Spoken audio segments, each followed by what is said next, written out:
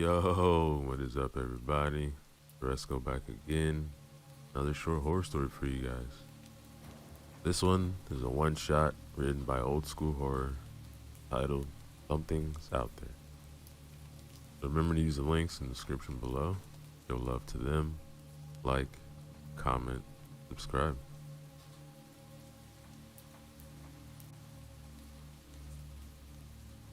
Dark roads lead to dark places. These were the words which went through Jake Harris's mind as he was driving on the lonely country road. He was coming from a dark place, a place which was not physical. It was in his past, and no matter how fast he was driving, he couldn't get out of it. Guilt is a dangerous feeling. It was eating him for years, so he was driving away from the big city. He needed some time on his own. The state of Wisconsin proved to be an excellent choice for him. Jake's late parents had a cabin somewhere north in the woods. He was headed in that direction in order to escape for a few days.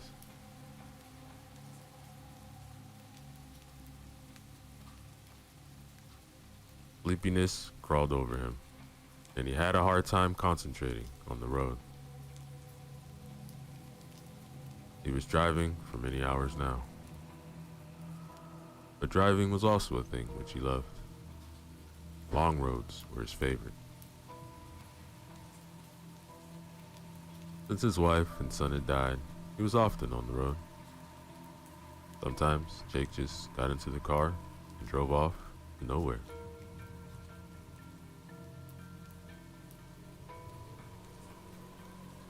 The road wasn't lit very well.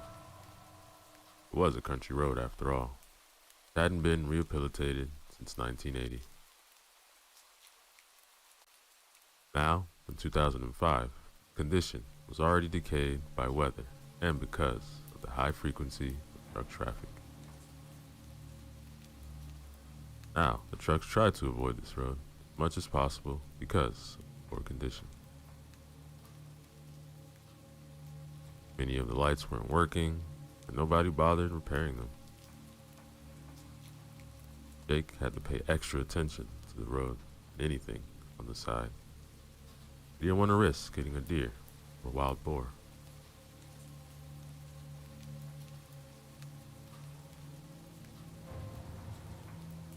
He reached a wooded area. I must be close, he thought. Pressed the gas pedal a little harder.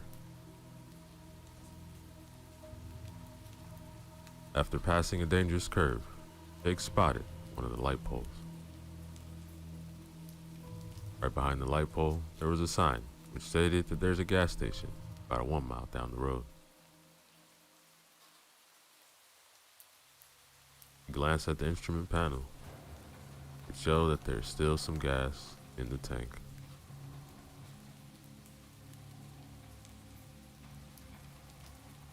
Glancing back at the sign, he saw that the light wasn't working properly. It kept fading, then brightening again. It was a strange occurrence. Jake couldn't remember seeing anything like that before. Then his eyes caught something near his shadows. It looked like there was a person standing there. For a moment, he thought he saw a pair of circular red eyes. Or were they red lights? He slowed down a bit, but couldn't see more. So, he kept on driving.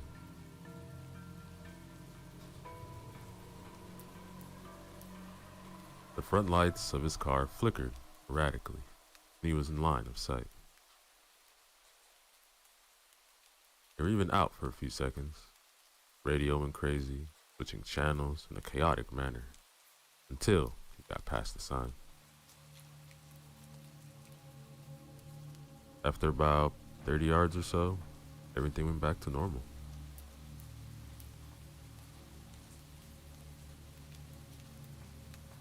This strange event woke him up from his lethargic state. Jake thought that his battery might not be working properly. Faulty wiring combined with some interference might explain both of the phenomena.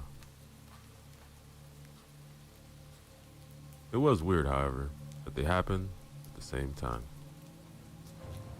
Coincidence like this had a tiny chance of happening.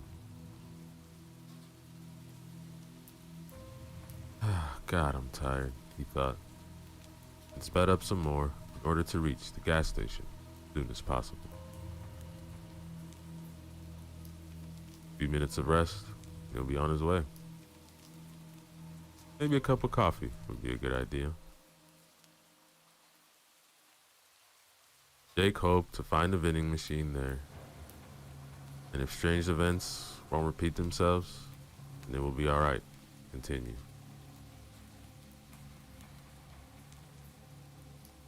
The tired man kept looking around to see if he can spot anything unusual between the trees. He couldn't see anything out of the ordinary.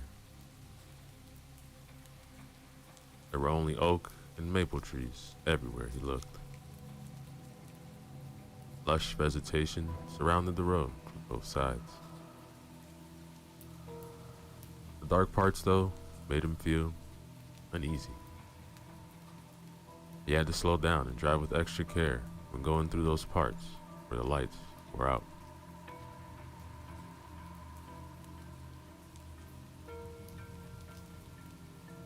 The gas station appeared in front of him. It was a well-lit place, but not big. In front of the station, where the pumps had been placed, was covered by a metallic roof supported by an old steel structure. He then stopped his red 1993 BMW at one of the pumps and filled up the tank. Another car was parked at the other pump. There were only 4 of them. When Jake looked inside, he saw a woman and a little girl through the windows. They were looking around as if they didn't know what to buy.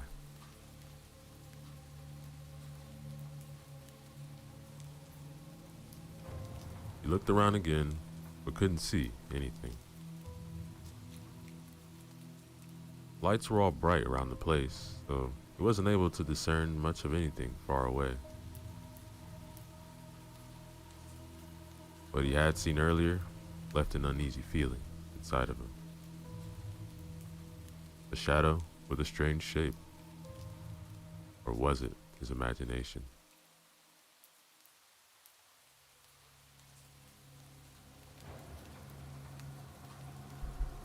He got out of the car and pulled up the zipper of his leather jacket. It was a little windy around here. Autumn had already arrived, so the weather kept getting colder each day. His legs had a hard time walking. He had spent a considerable time in a seated position, so his joints felt heavy and rusty. Jake wasn't too old. In fact, he was only 44, and still as healthy as a man can be at that age.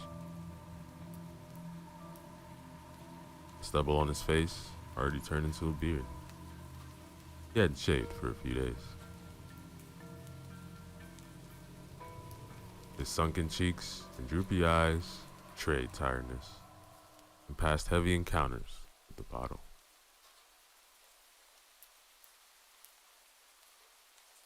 He filled up the tank, then went inside the station and bought himself a coffee from the vending machine. He waited for the clerk while listening to the pleasant music which was playing in the background. It must have been the radio, but he couldn't see where it was. Then the gas station clerk came to the counter a few seconds later. He was a tall black guy, also a little skinny. The man didn't look tired at all, maybe a little bored.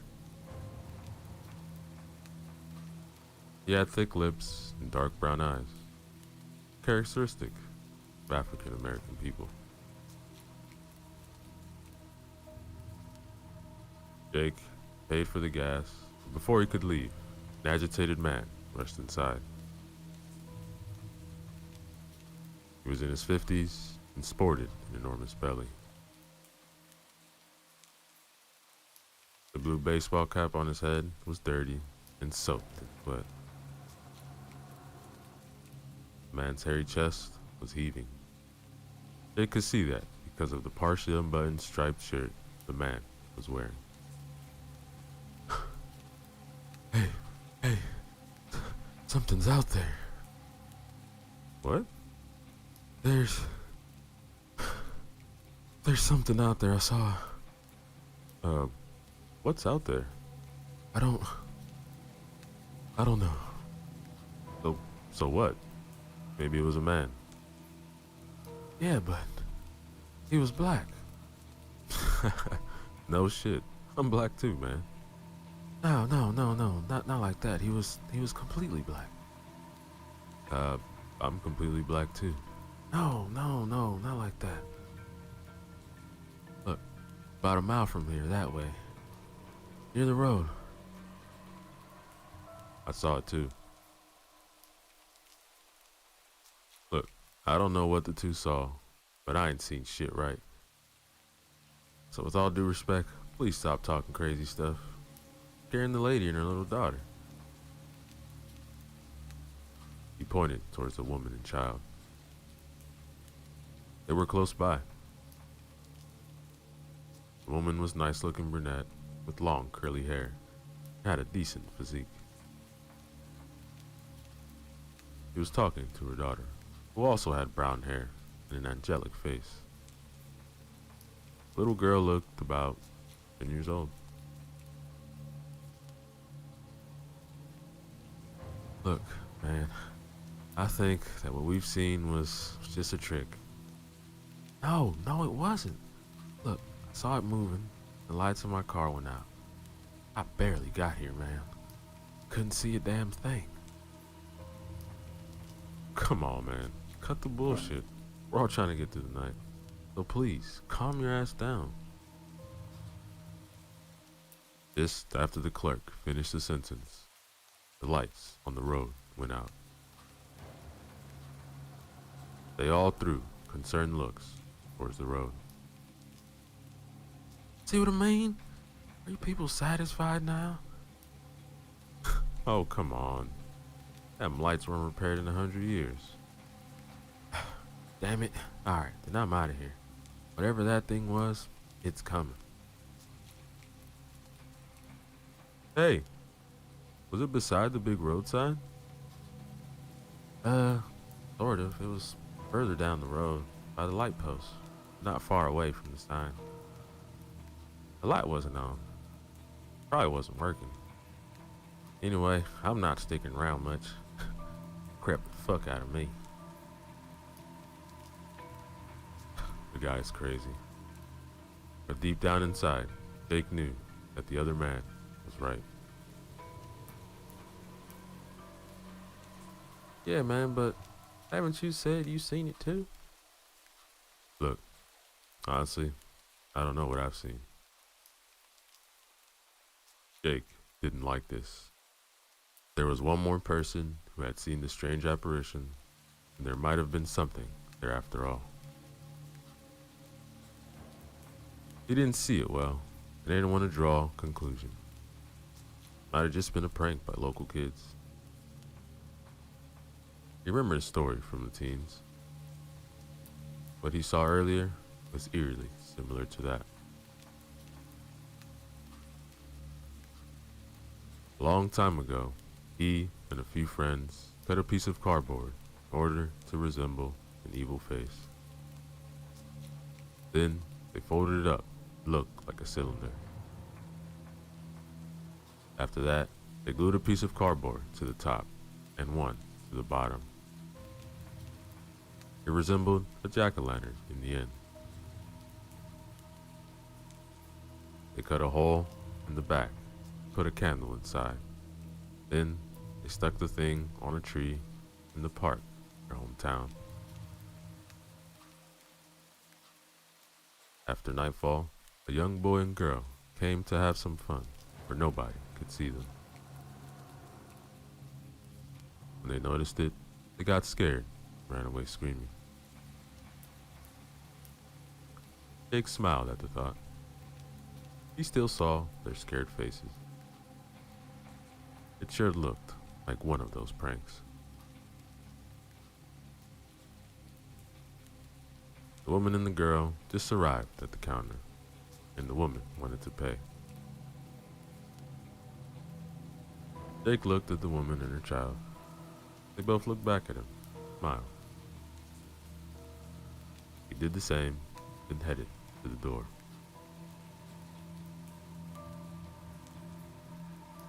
Don't even think about it, he thought. You don't deserve it.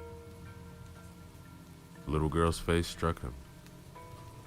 She resembled his late son, Clark. The girl had the same cheeks, very similar nose, and the look in her eyes, just like Clark's. She was smiling with her eyes too. She was beautiful. Her smile brought back some painful memories.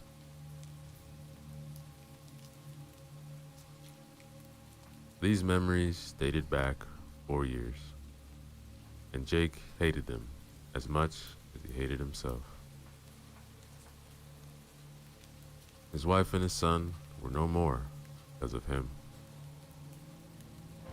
Only death could save him, the guilt he was feeling. He didn't start a new life since their death. He couldn't. The road was his salvation when he wasn't working. Jake was driving because this way he'd avoid the damn bottle. He couldn't drink himself to death being behind the wheel. His life mattered little to him, and he didn't want to kill anybody else. Sometimes he was fantasizing about saving somebody else at the expense of his own life in order to die, at least, half at peace.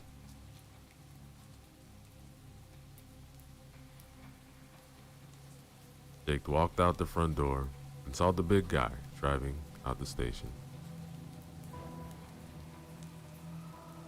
He was driving an old pickup truck, and Jake was wondering how it was still in one piece and didn't fall apart 100 years ago. The man wasn't hesitating much. He must have stepped on the gas really hard because he was out of the road in no time.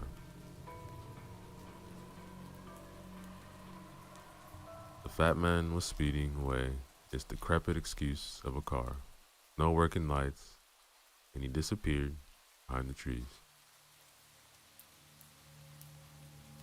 He didn't get far, however, as Jake heard tires screeching and then loud crashing noise.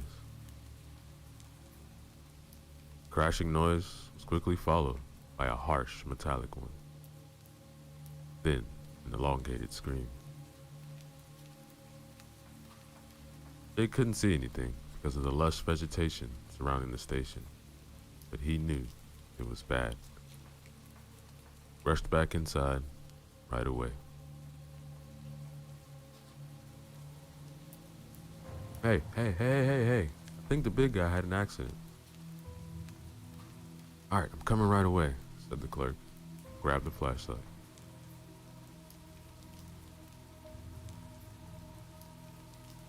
He then ran outside, right behind Jake. The woman and the child remained inside. The woman didn't want her daughter to see anything related to an accident. Jake reached the man's fat car. It looked like the man tried to avoid something on the road. Something he saw too late. The car hit an enormous tree and now lay on the side of the road, smoking.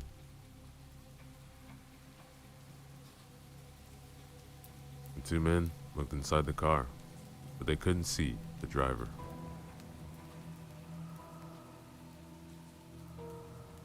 They saw right away that the steering wheel was bloody. It was an old car, so it most likely didn't have an airbag. I mean, even if it had one, it obviously wasn't working. They noticed that the right-hand door wasn't where it should have been. It was ripped out of its hinges and lying about 5 yards away between the trees. The impact didn't look so forceful for the door to be that far away. Even for a wreck of a car like a pickup truck, it appeared impossible. What the hell happened here? Look, man, I don't know. No sign of the fat dude. Both men then looked around the car and under it. The men even searched their surroundings, but they found nothing. Jake's guts twisting, turning. The sight of the red-eyed shape came back to him. If it were only for him to see it, it would have been fine.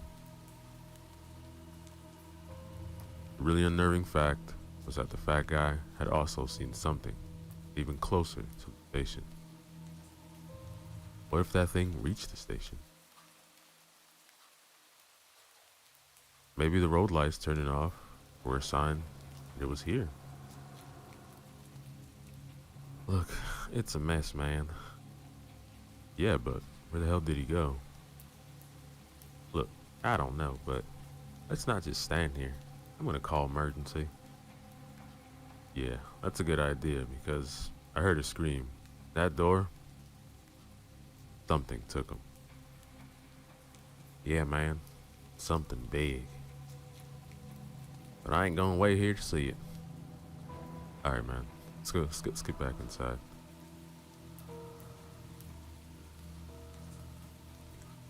The men were heading back towards the station. Right before turning from the main road onto the driveway, they met the woman and her daughter. Hey, what are you doing? Not safe here. But Jake saw that they were both trembling. Mister, the lights went out.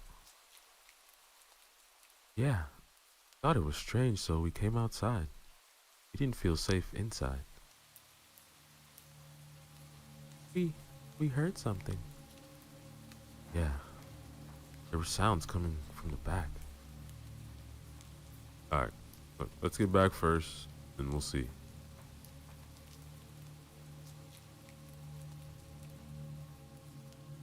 They all went back to the station.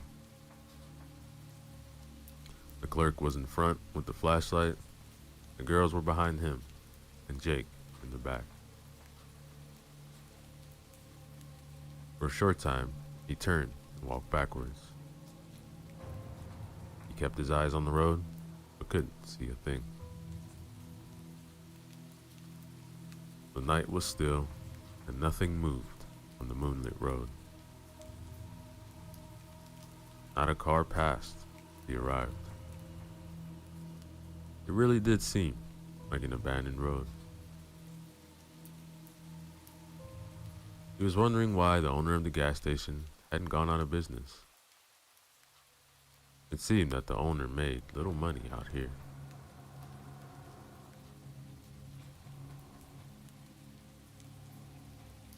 Jake turned, found himself staring at the woman's hips. He liked how they swayed. He wore tight jeans which accentuated her curves. A thin jacket, made of some material which resembled leather, covered the upper body. Beautiful woman, thought Jake again, then looked away, distaste. The distaste was for him because he began fantasizing about some woman or people dying. In the end, he thought, primal urges always win.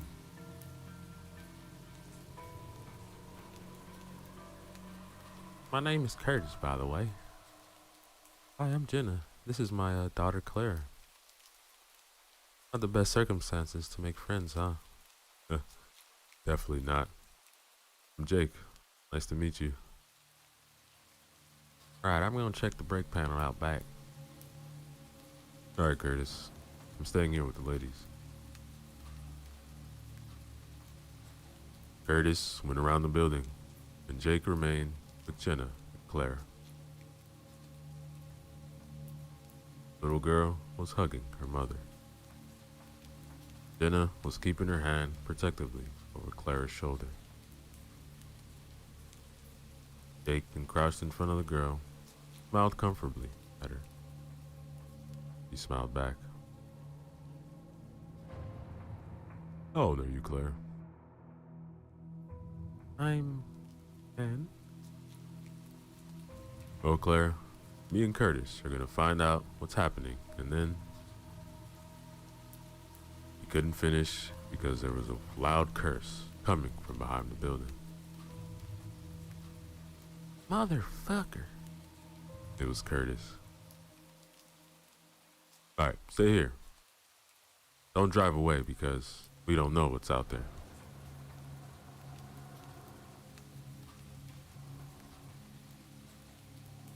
Jake ran after Curtis and found him frozen, a blank stare on his face.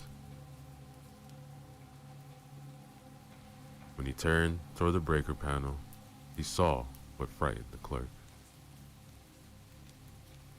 Blood and brains covered the panel surrounding wall. That guy's body was on the ground near the panel. His face was gone, along with about half of his head. Now they understood why there was no light at the station. The thing that took the man from his pickup truck brought him here, bashed his head to a bloody pulp on the breaker panel, which got damaged. What the hell? Asked Jake. He couldn't really say anything else. Look, this is why we got no electricity. Panel's broken. I'm calling 911. Jake and Curtis then ran back to the girls. He could see right away that something was wrong. What's wrong? Nothing. Come on, come inside, said Jake as calmly as possible. Oh, wait. What happened back there? Look, let's just go inside, please. The girls obeyed, and after they entered, they saw Curtis frantically buttoning his phone. Could somebody please tell me what's wrong? Jake then took her by the hand and pulled her away from Claire, and quickly told her about the body. She gasped in fright, but tried to muffle it with her hand. Jake told her they would try to call the authorities, solve the problem without Claire knowing much of it. Protecting the little girl was imperative. He didn't want her to be traumatized at such an early age. Damn, my signal is bad. Here, let me try the landline. picked up the phone, dialed 911, then waited. Somebody picked it up, then the line went dead. After a few more times, it worked again. The line didn't go dead right away, so he could speak to some extent, but then it went dead again. Did it work? I don't know. I talked to an operator, but I'm not sure she could hear me right. Let's hope they received at least where we are. So what now? We wait. For what? Can't even be sure if help is on the way or not. Because the thing that did, Jake began, didn't realize it is a mistake and stopped mid-sentence. What thing? Nothing, honey. Could you please help Curtis find what he was looking for? Yeah, sure. Look, sorry for scaring your daughter, but going away is risky. We don't know what's out there. Then why is waiting here a better option? That thing could be anywhere, even inside. Yeah, I know. But I saw the fat guy drive away. Now he's dead, alright? Looks like we don't have a right option. No, not really.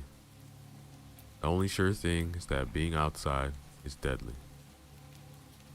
Also, there has to be something with the lights. Yo, what do you mean? The road outside is not well lit. Damn politicians ain't want to fix shit here. Yes, I know. The thing is, when the fat guy left, his lights weren't working. Yeah, he told us, man. I remember now, but what's your point? Yeah, what's with the lights? He also said his lights went out when he saw something on the roadside. I saw it too. When I got close to it, the lights went downright crazy. You mean like in the horror movies? I don't like horror movies. Yeah, something like that. And that thing, it was not human.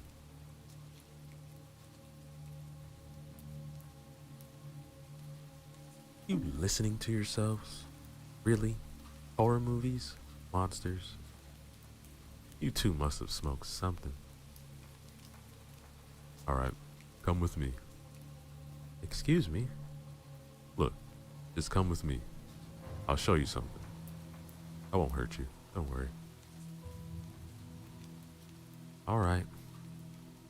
Watch my daughter, Curtis. Yes, ma'am, no problem.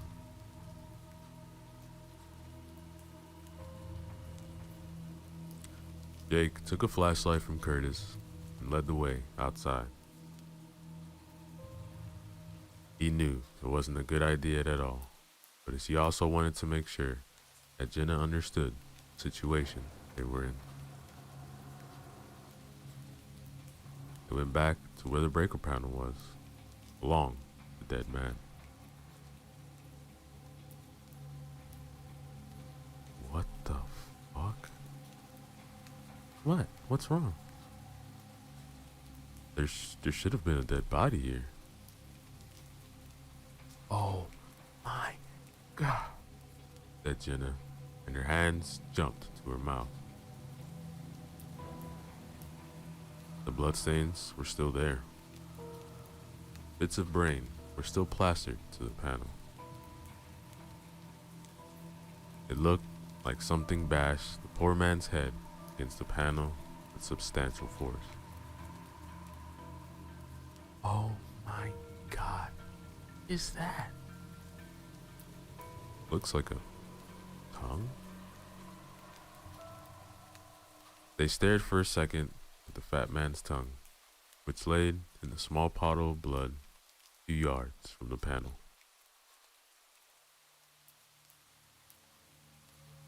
Jake noticed that the bloodstains on the ground continued all the way towards the forest. He shone his light on the ground where the body used to be, and traced the blood-red streak till it disappeared in the darkness of the trees. That thing dragged the body into the woods. Yeah, but why? I don't know. Maybe to eat it? Maybe. I don't know. But why leave it here first? Take it away later. Jake froze after his light beam fell on something he didn't see before. He gasped, and Jenna threw a half-frightened, half-worried look at him. What's that? They went closer in order to see what made the man stare, so dumbfounded, at the ground.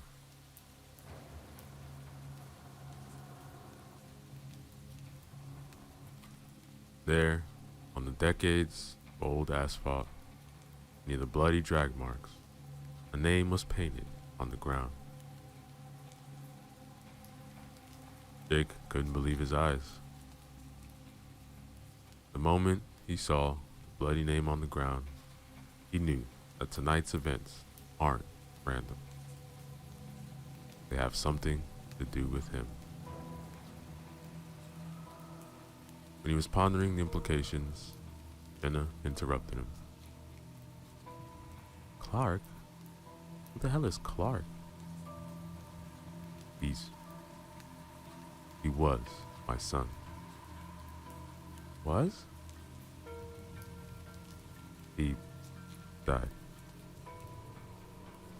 I'm sorry. Yeah, thanks. Let's get back to... Then a loud scream interrupted him. It was Claire. Couldn't have been anybody else. Oh no, Clara! Shouted Jenna, and ran back towards the front of the station. Jake followed.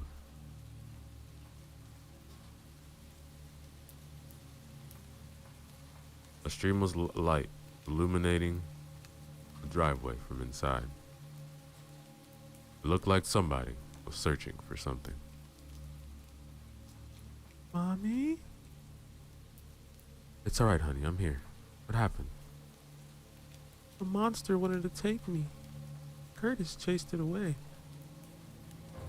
Hey, y'all need to get inside. They followed the clerk's instructions and hurried in.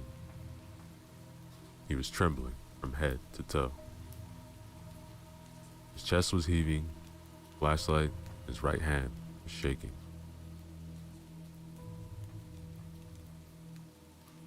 What happened? He said she wanted some candy, you know. So I let her search for candy. She wandered away, then I heard the scream, so I ran to her. She was by the big glass wall in the front. I pointed the light to her, then I saw the thing we were talking about behind her. Jenna held her hands to her chest like she was having a heart attack. She felt relieved because Clara was still alive, but she also knew that her daughter's life had almost been ended. Alright, then what happened next? It disappeared. It dissolved into thin air. I can't explain it. I couldn't see much, but it was big, man. The light made it go away like you've said before. Will the monster come back, Mommy? I don't know, honey. All I know is that we will not let it hurt you, alright? The girl just nodded and buried her head into her mother's shirt. He didn't want to let her go. Jenna really wanted to protect her daughter. What kind of mother wouldn't? The problem was, he didn't know how. He had to rely on the two men who were as lost as she was. Yeah, doesn't like light. That's why he took out the breaker panel. And that's why it could scare the fat guy. His lights weren't working. Yo, the fat dude said his lights were out when he passed the thing on the road. You passed it too, but your lights are working, right? Yeah, I think so. When I passed the thing the first time, my lights flickered, my radio went nuts. It all returned to normal though, after I got further down the road. How come your lights were still working? I don't have the vaguest idea. Your lights were okay when you were on the road, right? Yes, but I came from the opposite direction. Okay. So, we don't know what the hell this thing is. So we better make sure that we are surrounded by light all the time. How many flashlights do we have? We have 4. One is mine, the other's yours, and we still have 2 extra. Jake took one of the lights and gave it to Jenna. He took it and looked in his eyes with compassion, but also some hope. Jake seemed to her like a man who could save her, Clara. Not that Curtis seemed less capable to her, but he saw something in Jake. He didn't know for sure what it was. Maybe she saw in his eyes that he wouldn't hesitate a second to save him. Hey Curtis, have you seen anything unusual here lately? Anything which might explain all this? Yo, look, I'm working here for a month or so. Not sure as hell I ain't seen anything crazy going on. Sit around here and get weird until your ass showed up last night. Jake lowered his head. He was thinking. Maybe these events are truly tied to him somehow. But he couldn't understand how. I don't know, Curtis. Let's just get through the night, okay? Let's do it, man. Hopefully our batteries are gonna last. Aren't you selling flashlights here? Jenna asked, perplexed. No, ma'am. This was the same question I asked the boss when I'm coming here to work. He said that he plans to sell them in the future, but not yet. Business strategies, you know. Or lack of them. Shit, Jake exclaimed after their flashlights went out. Darkness enveloped them, and they felt icy fingers crawling up their backs. Clara hugged her mother more tightly. The two men tried desperate moves to restart the lights, but it was futile. Just when they thought it was all over, they heard sirens.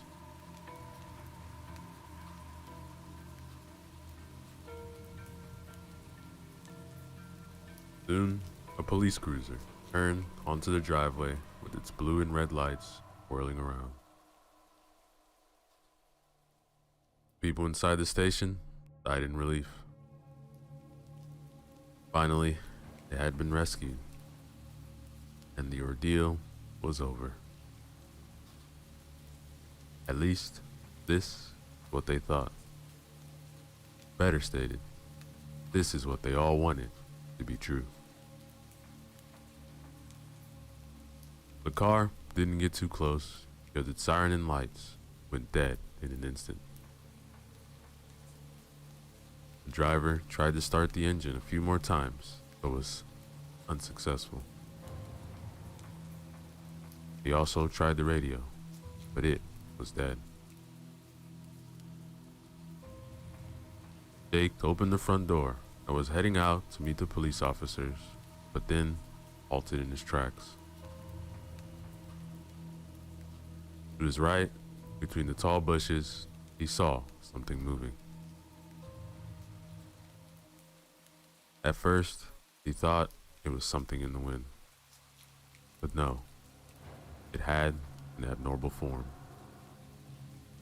A tall, dark shape emerged onto the driveway. It had no visible features, only an outline. Otherwise, it was complete blackness. Outside was dark, but the visibility was still acceptable because the sky wasn't clouded. The faint moonlight somewhat illuminated the surroundings. Other than that, there was nothing else. No lights were working, but the sheer blackness of the creature was still obvious.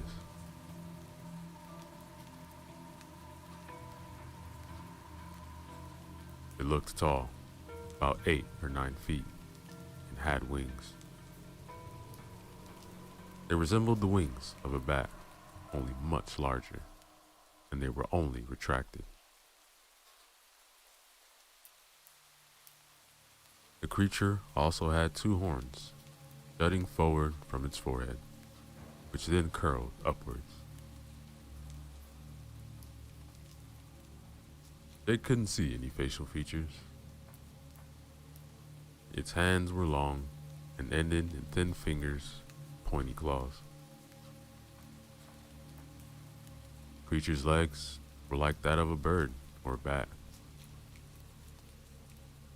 Digitigrade, but with long fingers and claws. The only feature which stood out, the blackness, were the eyes. Round and red, positioned in front of the face like those of humans. They were looking straight at the cruiser. Jake told the others to stay inside and began signaling the officers to watch out. He was waving both his hands frantically, shouting. He knew that this was his most idiotic thing he could do, but didn't want to have more people on his conscience. His wife and son were enough for him. Watch out! Watch out! To your left! The creature was already marching towards the car. Those inside surely noticed Jake signaling and approached the menace, because both front doors were opened with force. The driver couldn't get out because as soon as the door opened, the black thing made a tremendous leap and landed beside the car. This was when Jenna took her daughter and rushed to the back of the station. He didn't want her to witness anything of what was going to happen. What the fuck? Came the panicked shout from the police officer as the creature grabbed the door and ripped it off like it was nothing.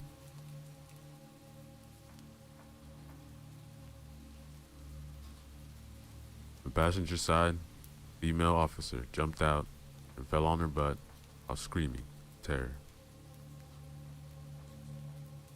Her colleague, the driver, managed to somehow pull out his sidearm and began firing. Didn't matter. The thing was not even flinching as the bullets went right through it.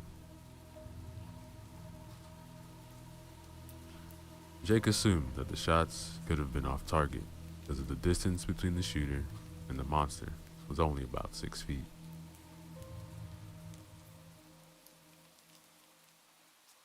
Jake was standing there, transfixed, as the black thing, with raging red eyes, got hold of the police officer and yanked him out of the car. And then, a terrifying roar spread its wings. It was one hell of a sight. The creature's wingspan was at least 10 yards, maybe even more. The police officer was alive and screaming, but he couldn't do much against the winged darkness. It jumped in the air, then, with a mighty flap of its wings, it got even higher.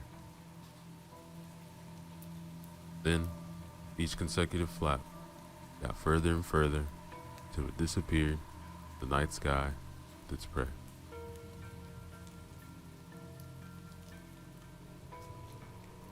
Come here! Hey, officer! Jake was trying to get the attention of the policewoman who was still lying on the ground.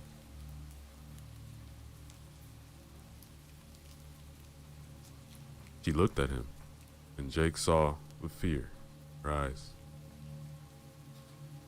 Maybe she's in shock, thought Jake. He was right. The officer's look was lost and confused. Her eyes showed panic. Jake extended his arm, and only after calling to her a few times did she wake up from her stupor. Hey, come with me. It's not safe here. All right. He helped her get inside the station. And when Jake opened the front door, a beam of light hit his face. What's that? Oh, sorry. Looks like the flashlights are working again. What the hell is that thing, man? I can't believe this shit. Yeah, me either. But I don't know what it is. Looks like a bat straight out of hell. Are we going to survive this night? Jenna asked as she glanced at Jake. He only sighed. He didn't have an answer for that. After witnessing the formidable abilities of whatever the winged thing was, he wasn't sure at all if they survived.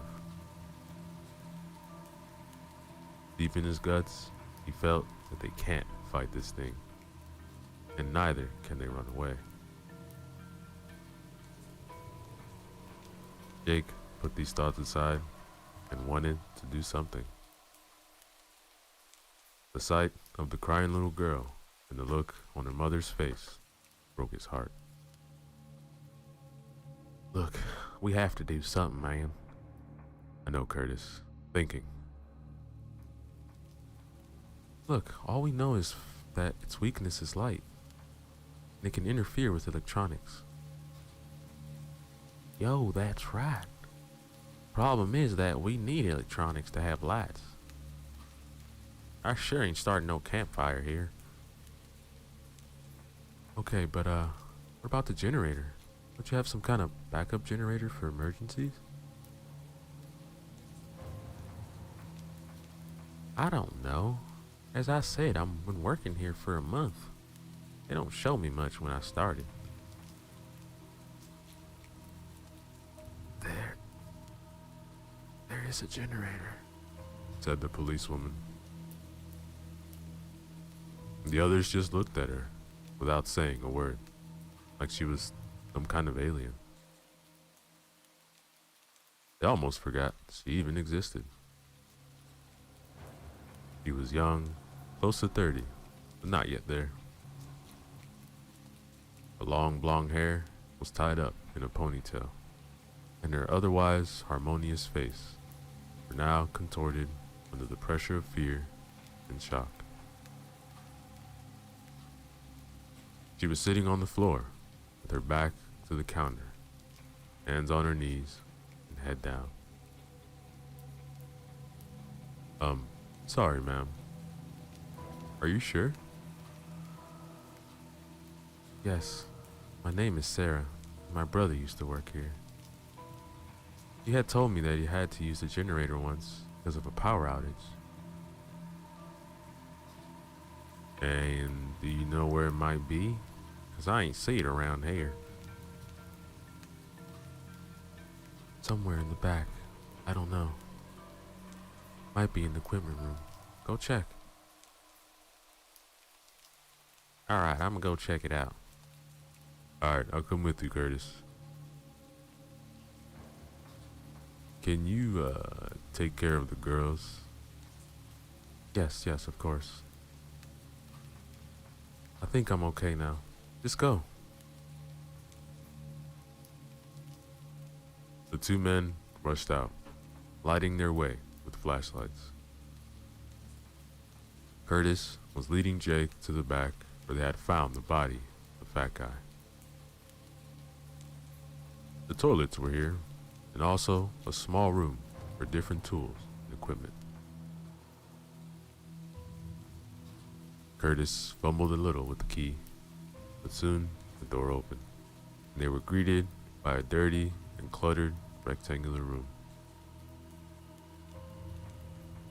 The smell of dust and gasoline hit their nose right away. All right, let's see what we have here. As Curtis and Jake began searching.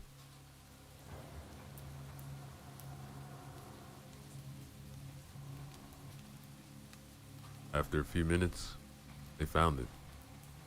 It was a small, portable generator.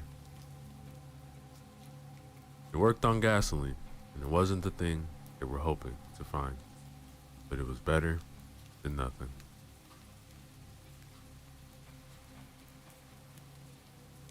Look, I have to find some gas to fill this baby up, but we'll see if it's working or not.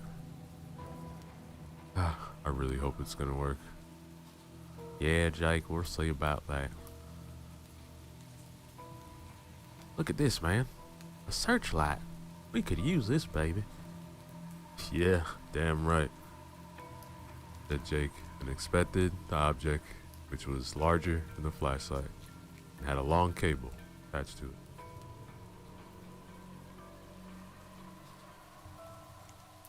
Their flashlights flickered wildly, switched off. 3 screams erupted from the front, and the lights switched back on.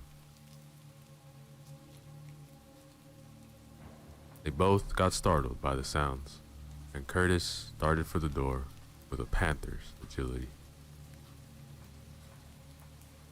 No, said Jake. We'll need light as soon as possible.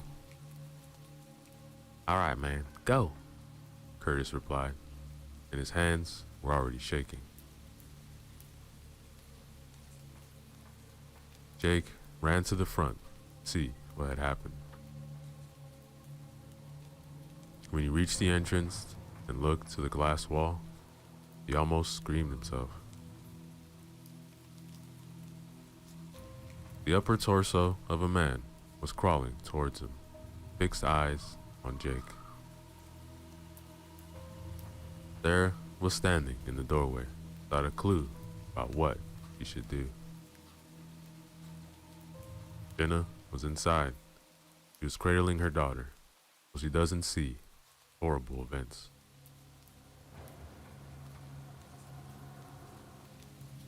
The mangled body was inching towards Jake, and he didn't have a clue what to do.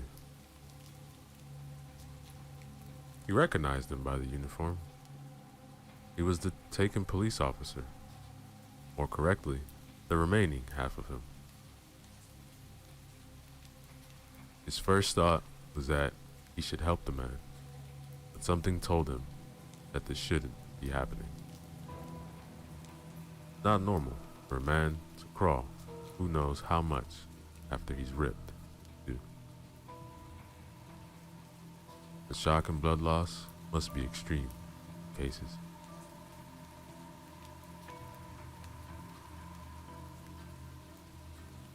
He remembered an event which he witnessed as younger. It taught him for life that he should not play the speed limits. Years ago, a young man was racing like crazy with his new motorbike. Parents just bought him the bike because it was his birthday. The guy lost control of the bike, side of a car, and flew sideways straight to a pole. His body cut in two pieces. Poor bastard was still alive for a few seconds because of the adrenaline. He tried to crawl to his lower body, somehow put it back. The paramedics lifted him up. All his insides had fallen onto the ground. Jake saw his eyes was crawling to gather up his guts. They didn't look like the eyes of this man. These were evil, resolute. His suspicions became reality. The crawling torso spoke in an almost feminine voice. Why did you let us die? Jake backed up a few steps with his mouth hanging open. He couldn't believe the voice he was hearing. It's your fault, Jake. It's all your fault. Jake kept looking at the corpse, then to Sarah, who was still standing in the doorway. Her face showed bewilderment, fright. He looked at Jake for answers, because she knew that he had some. At least, this was she concluded, when looking at his face, which betrayed many feelings.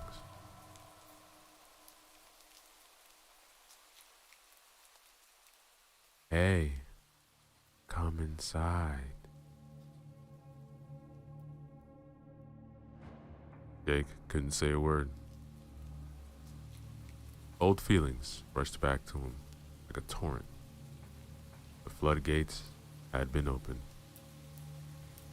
That which was just slowly flowing through recently healed cracks came down on him again, bathing him in a shower of sorrow. He crashed to the ground and hid his face in his hands. Sarah hurried to him, bent down to the grieving man, put her hand over his shoulder. Come on, don't do this. We need you. I killed them. You didn't kill anybody. Now come inside, will you? The man woke up from his stupor, got up. Sarah led him back inside the station. His legs were barely obeying him. His mind was in some other place, a dark place. After Sarah brought Jake back inside, Sarah and Jenna looked at him, questioning him. What was that? How could that man still be alive? I don't know. He wasn't. What do you mean? He couldn't have been alive. It was just a sick game played by us, by that wingman thing. But what about the voice? That voice was not him, I tell you. But whose voice was it? Tell me that voice has something to do. Yes, it has. It was my wife's voice. Almost. Your wife? Yes. She died 4 years ago, along with my son, Clark. Oh. Really sorry to hear that. But I don't understand what that's got to do with what's happening tonight. I don't either, believe me. So, what's the story? Well, the fucked up story is I was married and had a son. He was 10 years old.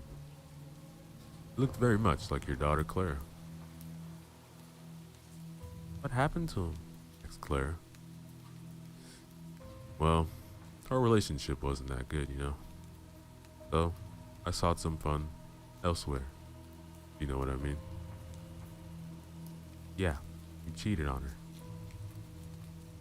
Yes, that's right. And there's not a single fucking day on this earth when I don't regret doing that. She found out eventually. We had those unavoidable arguments. Then she filed for divorce. Got divorced, got custody, but I got to see my son at least. What happened then? One night, they went to their grandmother's. It was a night like this. We were driving on an abandoned country road. She was tired, found herself face to face with a truck. Couldn't avoid it. My God, I'm sorry, said Sarah. Yeah, me too. Every damn day. The weird thing is that Clark found himself almost all his head missing, several yards away in the forest. Some wild animal dragged him from the wreck. It's like the body of the first victim. Was there a first victim? Asked Sarah. Yes, replied Jenna. In the back. And what about the next one? When the emergency services found my wife, only her upper half was left in one piece. The engine was pushed forward, and it crushed everything from her waist down. Ah, I see now. You think that these events have something to do with that? Definitely. I don't know how, but they are related.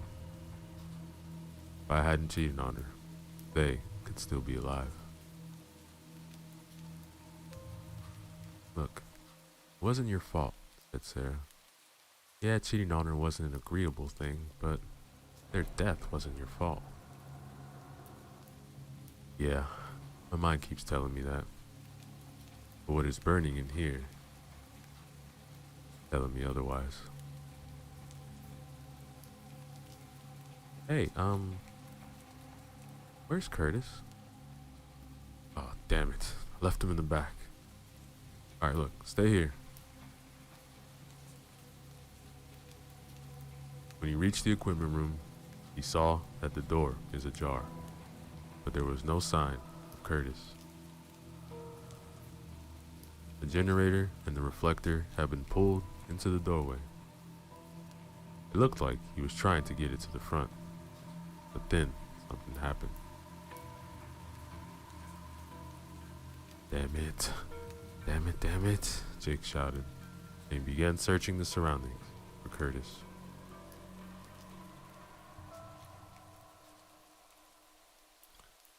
His heart was racing. He didn't want to lose Curtis. In fact, he didn't want to lose anybody. He wanted to make sure that they all survive. But it seemed that it is not a plausible task.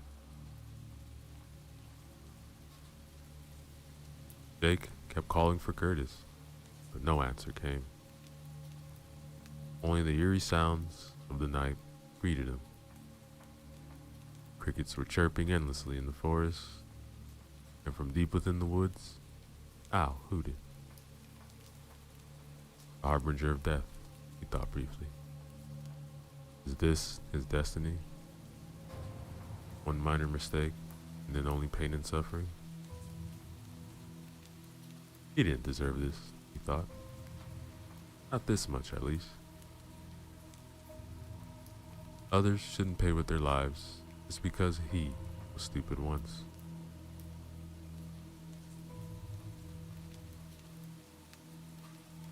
Having had no success in finding Curtis, he took the generator and the searchlight, took them to the front.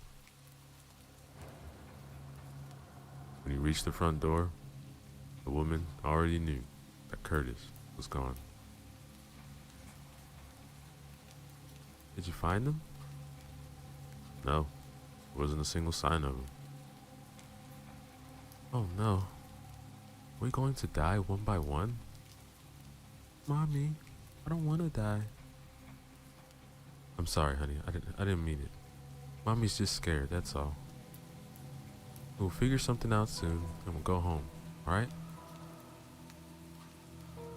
We really have to do something, said Sarah, because this thing is going to kill us all. I don't want to scare anybody, but we have to get out of here. I agree, Sarah. But what the hell can we do? We don't know where that thing is. We don't know how we can stop it. Alright, look. Let's start the generator so we have some light. And we wait until morning. I have no better idea. Alright. I'll try to start it.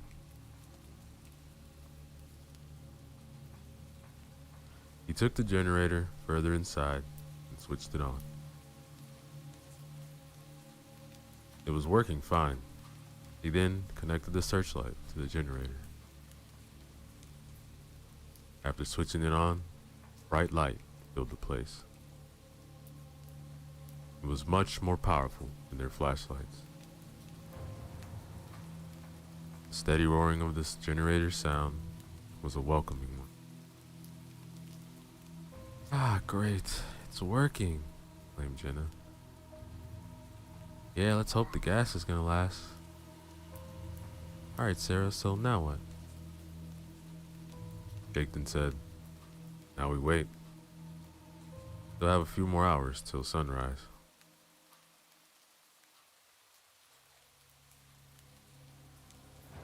They all gathered close to one another and waited.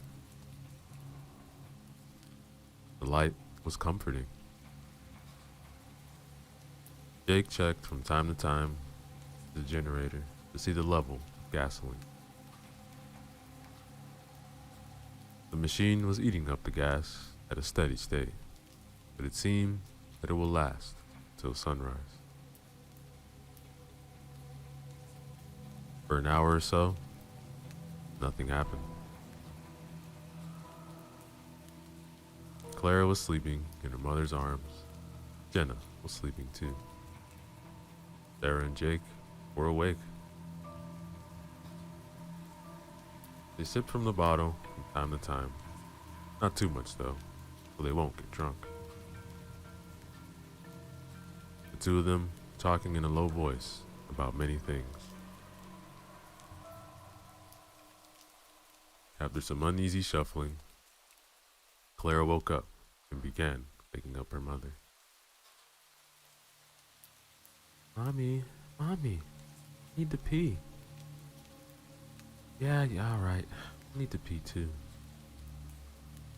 Hey, you two shouldn't go alone, said Sarah. Don't worry, I'll go with them. Look, I'm coming too. I also have to use the bathroom, and it's better if we all go together. Damn whiskey. And drink on the job. Alright, let's try to make it quick. Take the flashlights with us. At least we'll know when it comes.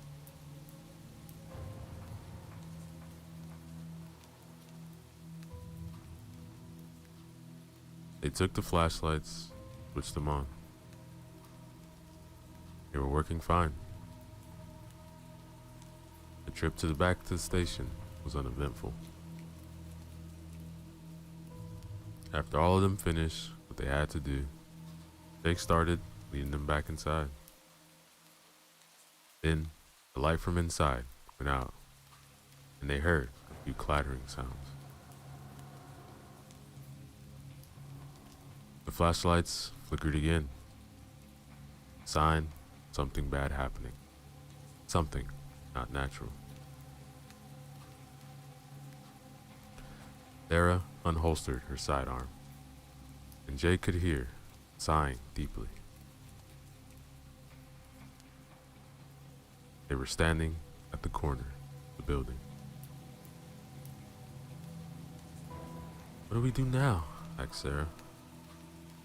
I don't want to die, Mommy. Don't worry, honey. I'm here. Alright, let's check, said Jake.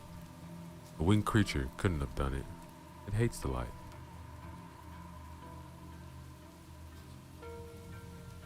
They all inched their way around the corner. The entrance was only a few feet away. After a brief glance inside, they saw that there was nothing moving. Only suspicious thing was the light was not working.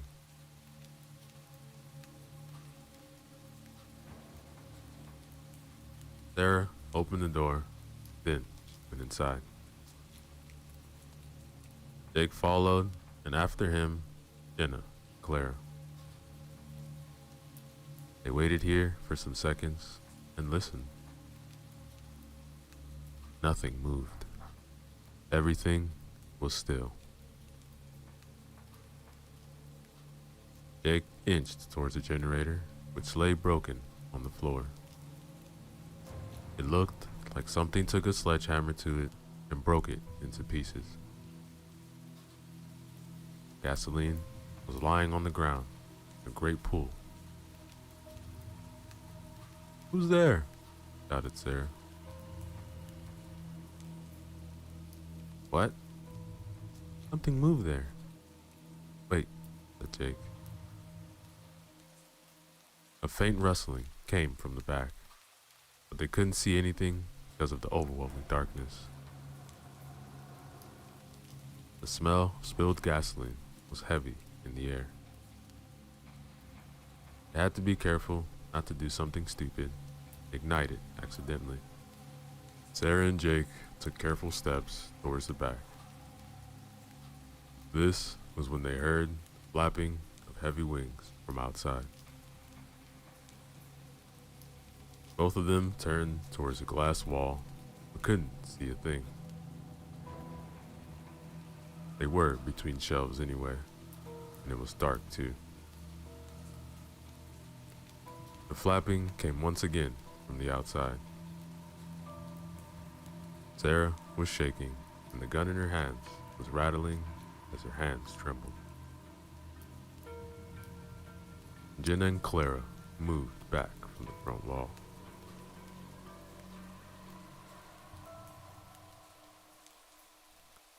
The next moment, Jake heard Sarah scream.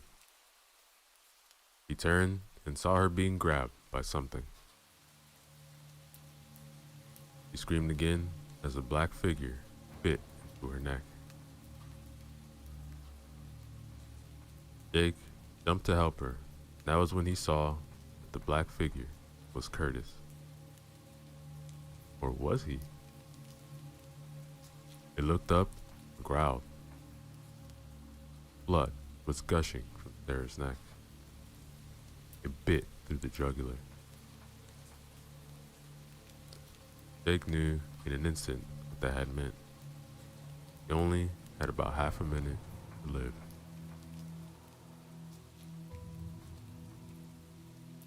Jake grabbed the hand which was around Sarah's neck and then punched Curtis in the face. Curtis drew back, loosened his grip. Sarah slid out. With her remaining strength, turned and fired 2 times. The bullets hit their target in the chest, and Curtis tumbled back. He fell, hitting a shelf with his back, and fell on his butt. There was no blood coming from the wounds. You're all gonna die. Curtis, man, what's wrong with you? But Jake knew he wasn't talking to Curtis. You let me die, just like you let the police officer die. Just like you let the fat man die. Just like you let... Shut up!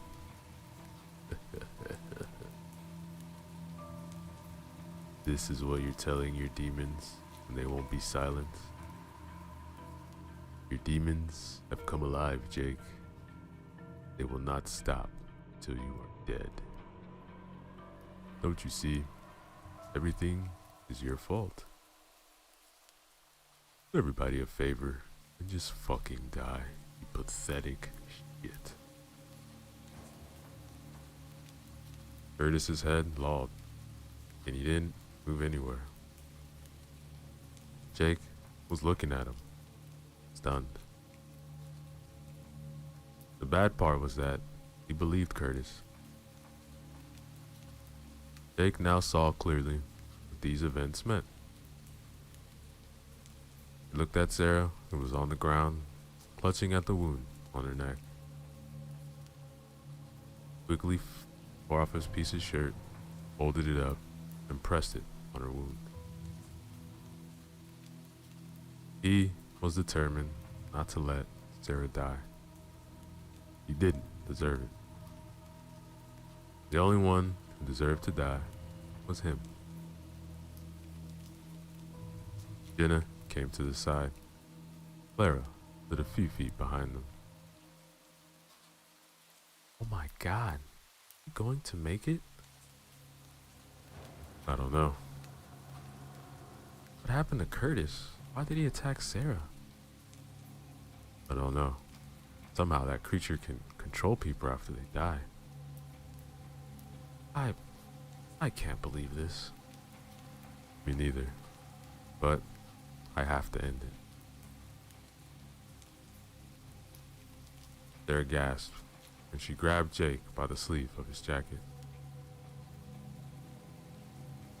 Save. I won't make it.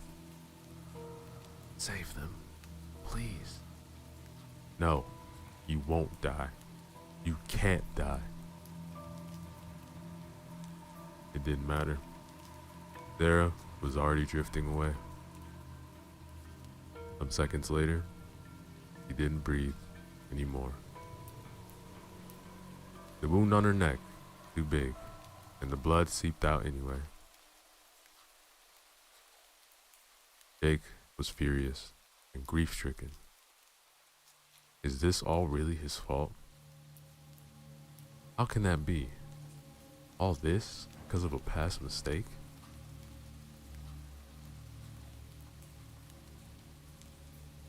He took Sarah's sidearm from her lifeless hand and checked it. It was a revolver, and it still had 4 bullets in it. After checking her pockets, he found some more bullets and replaced the 2 missing. He looked at Jenna, then to her daughter. These 2 will make it out alive. He will do everything in his power to save him. Jake, what are you gonna do? Going to end it. Gasoline, which had flown out of the generator, gave him an idea. He went to one of the shelves, grabbed some duct tape. Jake also searched for some matches, soon found them. They were cheap, but the stock was plentiful. He took one of the hoses and began sprinkling gasoline all over the place, except the entrance.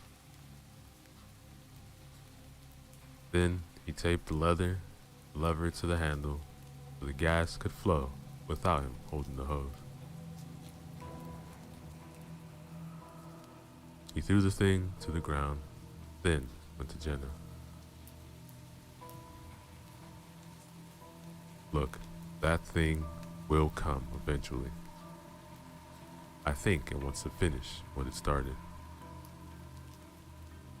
And what are you gonna do? prepare a surprise for it. Look, when it comes, you two run as fast as you can. And what about you? Look, that thing won't stop until I'm dead. I have to face it before it hurts you or your daughter.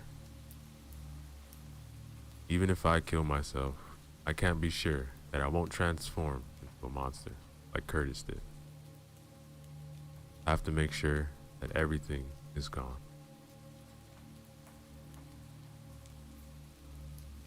Alright. Look, I wish I had a choice, but it seems like the only one. Look, get your daughter and be ready. But where should we run? Away from the monster. If you have to run through the woods, do it. Don't hesitate.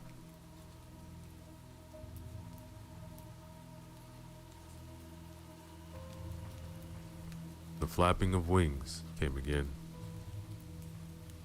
Jake braced himself near the pumps and readied the gun along with the matches. The creature came down top of the building. It let out a terrifying screech. Then they could hear its steps along the roof. All right, girls, be ready. They just nodded and waited beside the front door. The creature was taking its time. The steps sounded carefully, calculated. Jake's heart was beating. It wanted to jump out of his chest. The girls were terrified.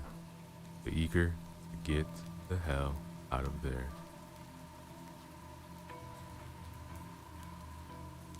The creature jumped down to the building beside the girls. They both screamed and ran. But when the creature wanted to dart after them, Jake pointed a pistol at it and began firing. Hey, here I am. Come on, come and take me, you ugly bastard. The monster turned and stared at Jake with its red eyes.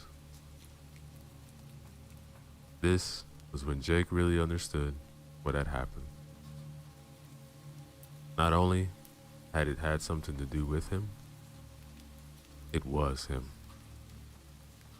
All the grief and pain he had felt since the death of his wife and his son came to life somehow. The monster had wanted him here. This is why the lights were still working when he had arrived. It was playing with Jake. It was feeding on his guilt. Jake didn't understand how this was possible, but it had happened, and it killed more people.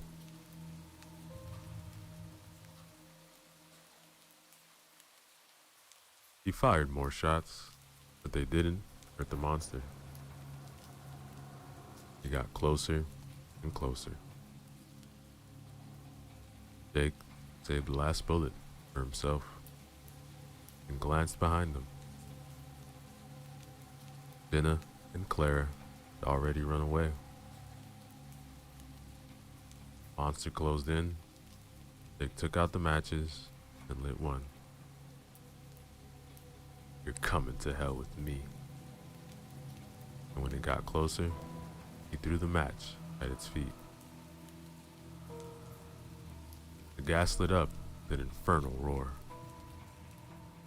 The creature cried in pain as the light hit and fire hurt it. When the fire reached Jake's legs and began engulfing him, he pointed the pistol to his head and pulled the trigger.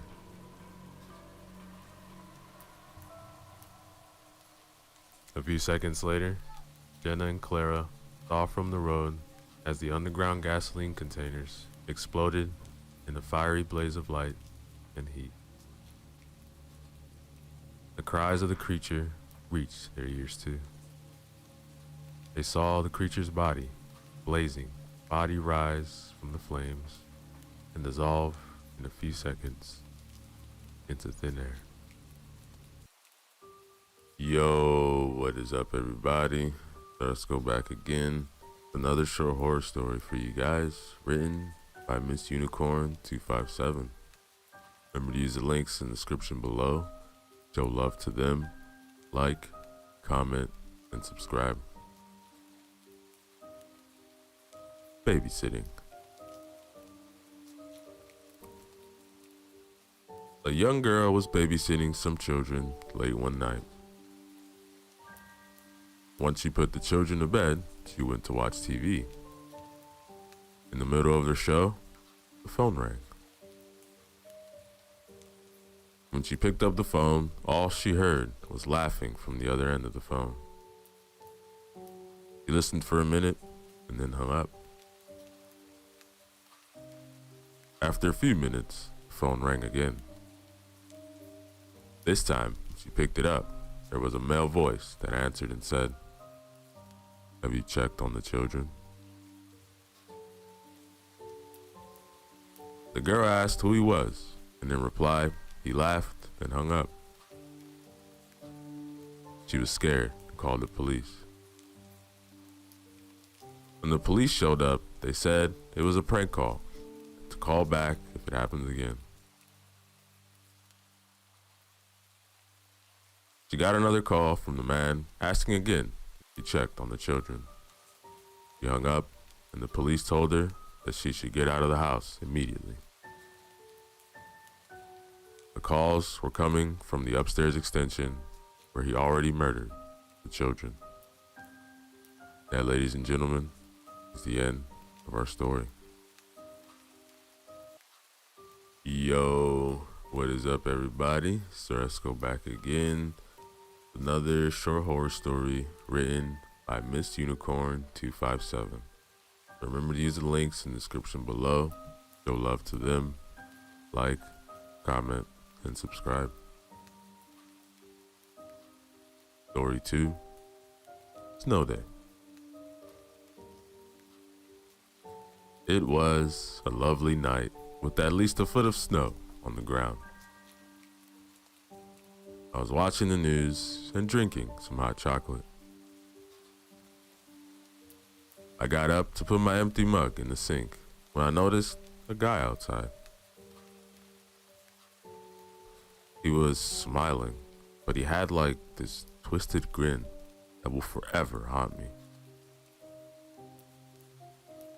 It dawned on me when I noticed the knife in his left hand. I grabbed the phone and dialed the police. After that, I looked at him. He got much closer. He started walking towards my door and stopped when he was about a foot or so from the door. But that's when I noticed something. There wasn't any footprints in the snow. And that, ladies and gentlemen, is the end of our story. Yo, what is up, everybody? So let's go back again with some more Christmas horror stories for you guys. These will be written by Miss Unicorn 257. So remember to use the links in the description below. Show love to them. Like, comment, subscribe. Story 1. The Painting. My family and I were visiting my grandma for the weekend, and as the sun was going down, I was getting more tired from lack of sleep because of overworking. My grandma said I could sleep in the basement guest room. However, my younger brother was already sleeping down there, so I had to be quiet as not to wake him. So I went into the room and decided not to turn on the light and to just crawl into the bed. I was about to fall asleep, so I realized an odd painting I've never noticed before. It was of an ugly old man who looked like he hasn't taken a shower in a while. I tried to ignore it, as it was just a weird painting and I'm trying to sleep. I never had the worst sleep in my life. I felt like something or someone was watching me. When I woke up, I looked at the painting to get a clear look at it. However, it was a window. All I saw was the clear, sunny morning.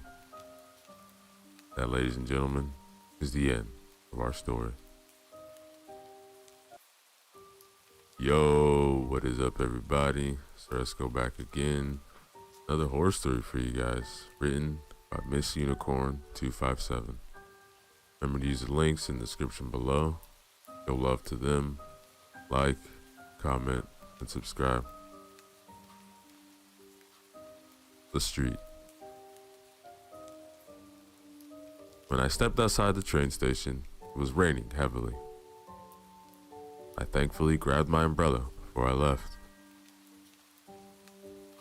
I opened it and started walking down the rather busy street. I don't know why, the atmosphere felt unpleasant. Something was wrong, strange. Every person I walked by didn't have an umbrella over them. Everyone was just silent and looked grim. They walked on, all facing the same direction. Suddenly, a taxi stopped by, and the driver motioned for me to come over to him. I gestured that I didn't need a ride. The taxi driver said, "Come on, get in." I gave in and walked towards the taxi. Besides, I wanted to get out of this unpleasant atmosphere. After about a minute or so of driving, the driver looked at me, pale-faced, and said, when I saw you walking down the street, it looked like you were trying to avoid bumping into people on an empty street. So I thought I should ask if you needed help." That, ladies and gentlemen, is the end of our story. Yo, what is up, everybody? Let's go back again. Another short horror story written by Miss Unicorn 257. Remember to use the links in the description below. Show love to them. Like, comment, and subscribe. Ariel.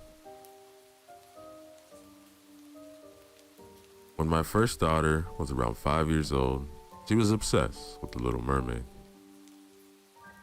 She would literally watch it almost every day. We would dress up as Ariel every Halloween, and it brought joy to my heart, seeing her love something so much. One day, I found out that I was having another child. We later found out that it was a girl.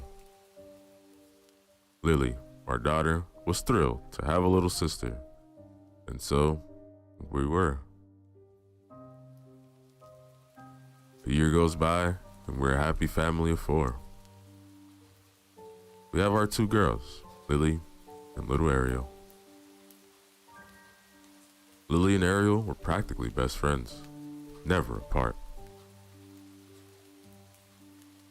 A little later, I heard running water coming from the bathroom, thinking it was Lily starting a bath. I didn't mind it too much, as she was old enough to have one by herself. So, continued to watch TV until I got up to make sure Lily was doing okay.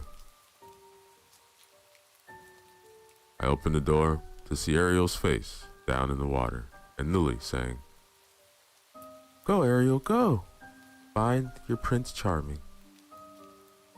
And that, ladies and gentlemen, is the end of our story. Yo, what is up, everybody? So let's go back again. Another short horror story written by Miss Unicorn 257. Remember to use the link in the description below. Show love to them. Like, comment, and subscribe.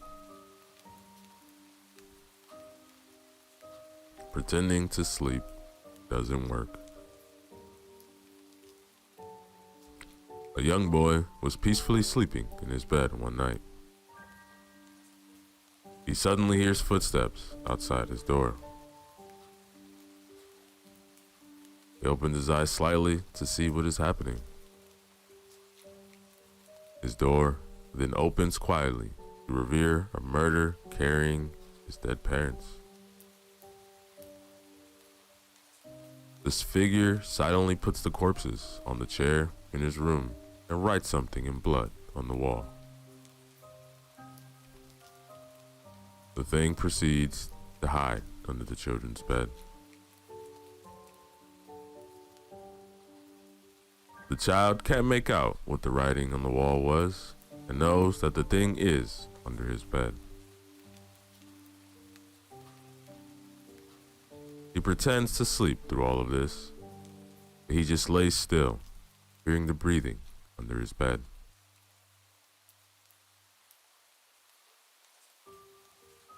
After an hour passes, his eyes get more adjusted to the darkness. He tries to read what is on the wall, but it is hard to make out. Then he gasps when he realizes what it says. I know you're awake. And he feels something shift from under his bed. That, ladies and gentlemen, is the end of our story. Yo, what is up, everybody? So let's go back again. Another short horror story written by Miss Unicorn 257. Remember to use the links in the description below. Show love to them. Like, comment, and subscribe. No hands, no talking. When I was little, I remember having no say in things. I was never allowed to say anything, without permission at least. For example, if I wanted to say something, I would simply raise my hand like I did in grade school. One night at dinner, my sister was talking about her day, and my parents were talking with her. I wanted to say something, so I started to talk. Then I realized my mistake. My parents scolded me. They told me, no hands, no talking. I was sent to bed early. I was lying in bed when I heard my parents go into their room. I went to the kitchen, grabbed the biggest knife my little 12-year-old hands could grab. I ran back to my room and screamed for my mom to come in, that I was scared. After about 2 seconds of waiting, she finally came in. Before she could say anything, I ran at her.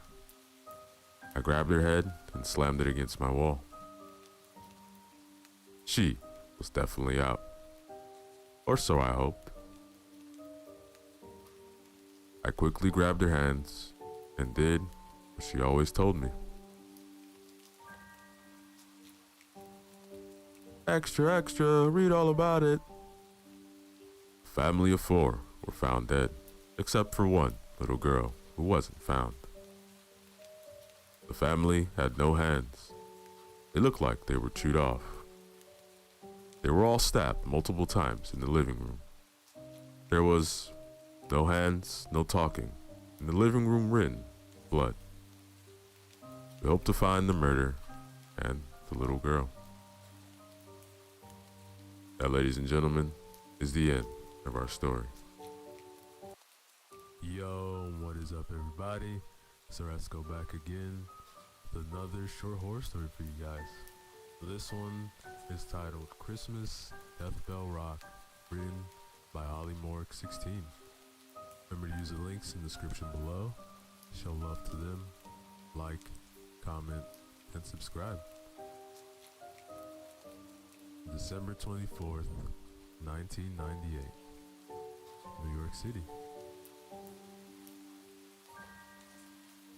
Music blasted, people dancing, people drinking, and people enjoying themselves, all celebrating the great event of Christmas, and later, a Happy New Year's. As people danced and celebrated the great party, the temperature became chilled and cool, and suddenly it went black and dark. Nothing was lit. Suddenly, projections started getting displayed on the walls of the building. A person popped up. They started talking about how they invited these people, and they were chosen, not by luck. All the costumes that they were wearing were given out when they arrived. A couple of minutes went by, and everyone was stuck to the walls. No one was staring. Suddenly, a countdown from 30 seconds began. All doors are locked, and it's about to get very messy and melty for everyone, especially the snowman. The person behind the screen declared, and it reached one, but nothing happened. All silent, and nothing happened at all. People just looked around and saw nothing happening. Suddenly, a woman screamed, "Oh my God, my face, it's burning!" Ah! She fell on the floor. Red liquid poured from her mask. A man rushed over, pulled the mask off her face, and it was just burnt, half melted away. Skin was in like a melty chocolate state. It all started pouring out onto the floor. Everyone in snowman costumes ripped off their masks, but no one could. Yes, you saw one of the consequences. How about you all get the same fate? Then they all started falling. Everyone in snowman costumes started to fall, spilling blood from the masks. Everything that was white turned a dark red. So, my elves, first job, clean all these bodies off right now. If any of you try to escape or run, well, you have seen what can happen, but there's even worse. They all rushed, picking up their dead friends' lifeless bodies, dripping out blood each lift. People throwing up, it built up in their masks, and they couldn't even release it. This causing people to build up and build up sick inside of them. One elf dropped to the floor. The mask released, and tons of volume of sick rushed out, mixed with blood. All the elves kept running around after all was clean, and the stranger just laughed and laughed. Merry fucking Christmas. Hopefully you enjoyed the Christmas Death Bell Rock. Ho, ho, ho, ho, ho. And that, ladies and gentlemen, is the end of our story.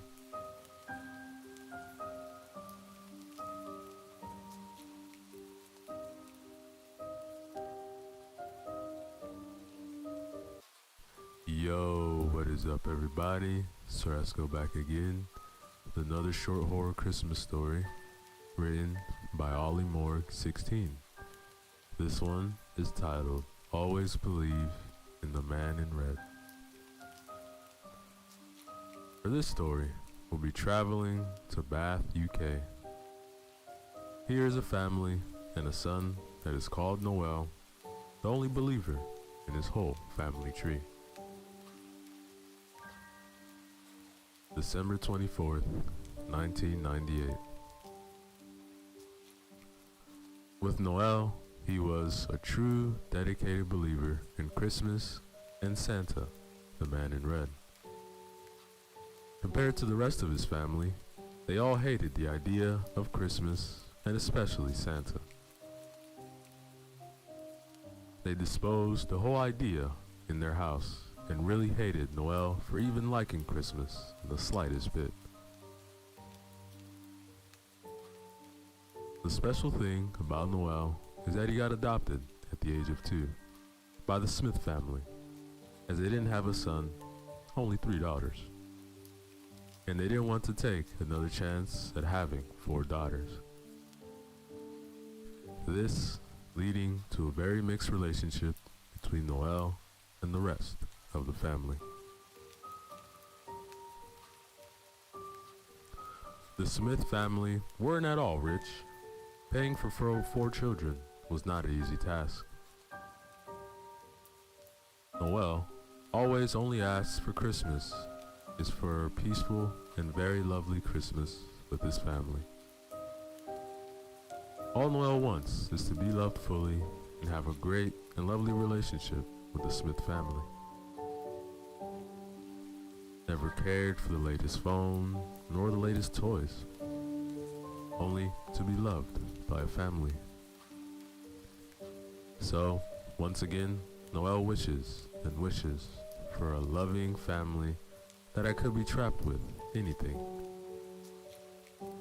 A family that will love me and will always be together, trapped as if in a snow globe. Noel always wanted this family, but sadly, the Smith family never came to be that family he always dreamed about. Oi, Noel, get down here. It's dinner time, and if you don't come down here, you won't get nothing. Okay, Mr. Smith, coming right down. Good. And guess what? We have something special to show you. Noel wondered, what could this special thing be? He never had anything good, so Noel rushed down the stairs to see what the special item was. So, as we know you love Christmas, we actually thought to give this tradition a try. So, we have a Christmas dinner made, Mrs. Smith said. Oh, really? Oh gosh, thank you. I don't know what to say. Nah, I'm just kidding, Noel. Who do you think we are? We're retarded. We don't believe in that silly tradition, and we don't want to make our adopted son happy. So sit and stop believing in that special family you want us to be. We aren't changing. You won't be anything to anyone, Noel. What a disappointment. Mr. Smith just laughed when spitting out beer from his revolting mouth. His teeth yellow, half fallen out, rest holes with decay and brown substance everywhere inside. What? Why are you all... What? Say it, boy. Say what you were going to say. What happened? You don't have any balls? You're all mean. And as I heard you say to the neighbor, you're all dickheads.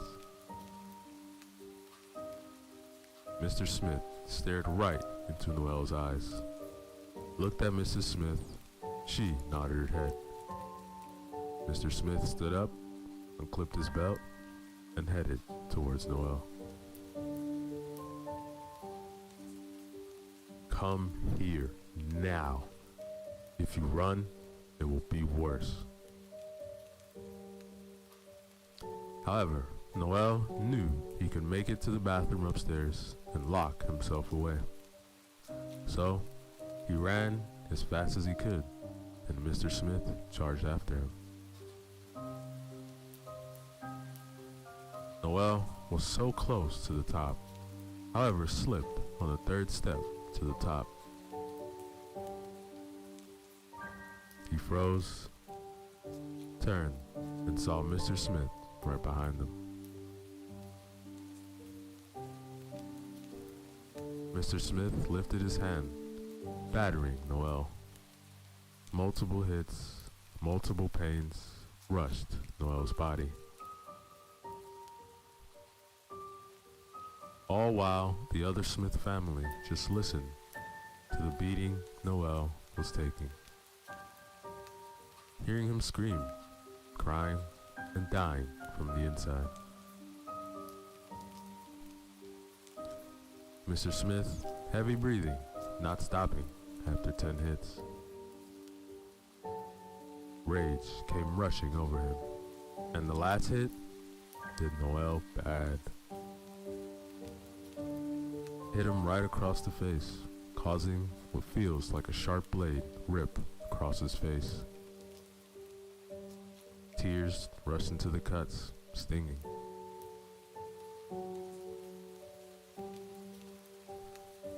Don't you ever call my family dickheads. If you don't like us, leave. I don't know why we wanted a son, especially one like you. Noel, stunned by the event his body took, hearing all the Smith family laughing and cheering that Noel isn't with them, Noel rushed into his room and wished. I wish the Smith family would leave me alone. I wish I was alone.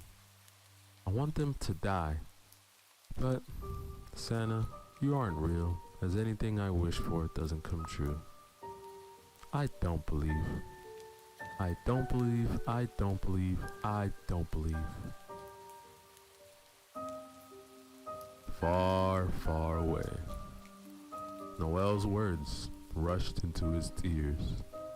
Their eyes widened, heavy breathing. Friends, we have a non-believer. Time for fun. Laughter filled the darkness of the voices in the room. Laughter just filled and filled. Bells rang, springs twisted. Flight to Bath, UK has begun. In Bath, Noel was looking at the scars, cuts, and bruises that infected his body as if a virus. One big cut on his left side of his body, near the ribs, was deep, and blood flowed out, mixing into his t-shirt. Noel just went to bed to get the day finished and to try and think of anything but Christmas or the family he always wanted. Noel fell asleep around 18:59.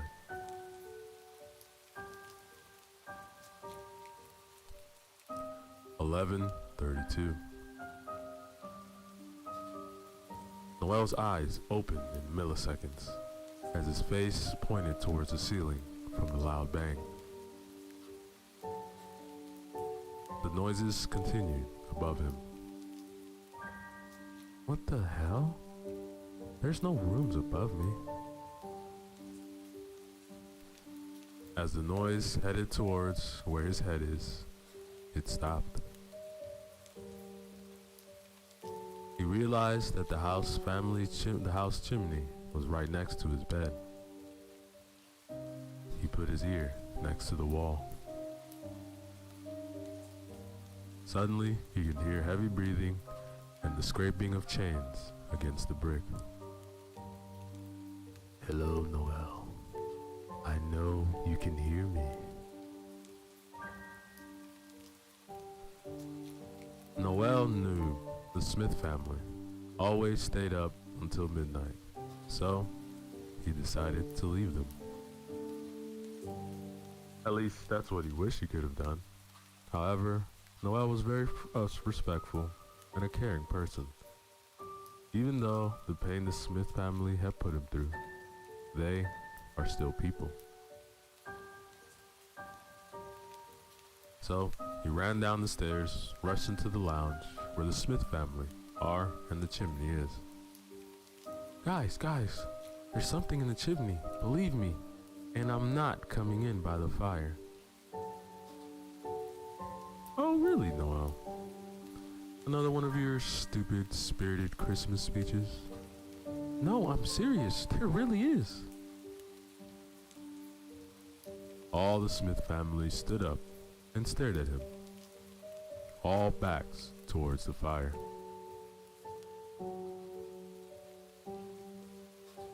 With no one noticing, the flame died down. The flames decreased to nothing, and then chains started to lower, hooves climbing down.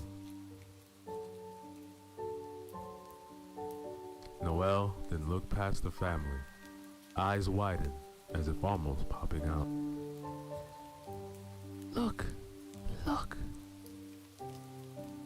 Mr. Smith turned around. A figure, around 6'8" in height, face covered by fur, eyes glowing red, nose black with red spots. The mouth half open, its blue-colored tongue hanging out. The clothes, as if really old and ripped up, looked like a Santa outfit, almost revealing more fur, and its legs were covered by third-degree burns. All the Fifth Smith family shouted. The figure reached into its pocket, revealing a candy cane. Is that it? Mr. Smith asked. Right then and there, the figure stabbed right in the middle of his face, blood splattering out. The floor became a murder house. He turned to the family, blood steaming out of his head. He fell to the floor, and the sound of the candy cane digging deeper into his face. The figure then turned Mr. Smith around, ripped the candy cane right out of his head, and all you could see was blood spouting and brain tissue everywhere. The figure just stood, laughing at him. Then it pointed to Miss Smith. Her movement was taking steps back. Ah! Suddenly, a spider fell right onto her head. But the mouth was weird, it just kept opening.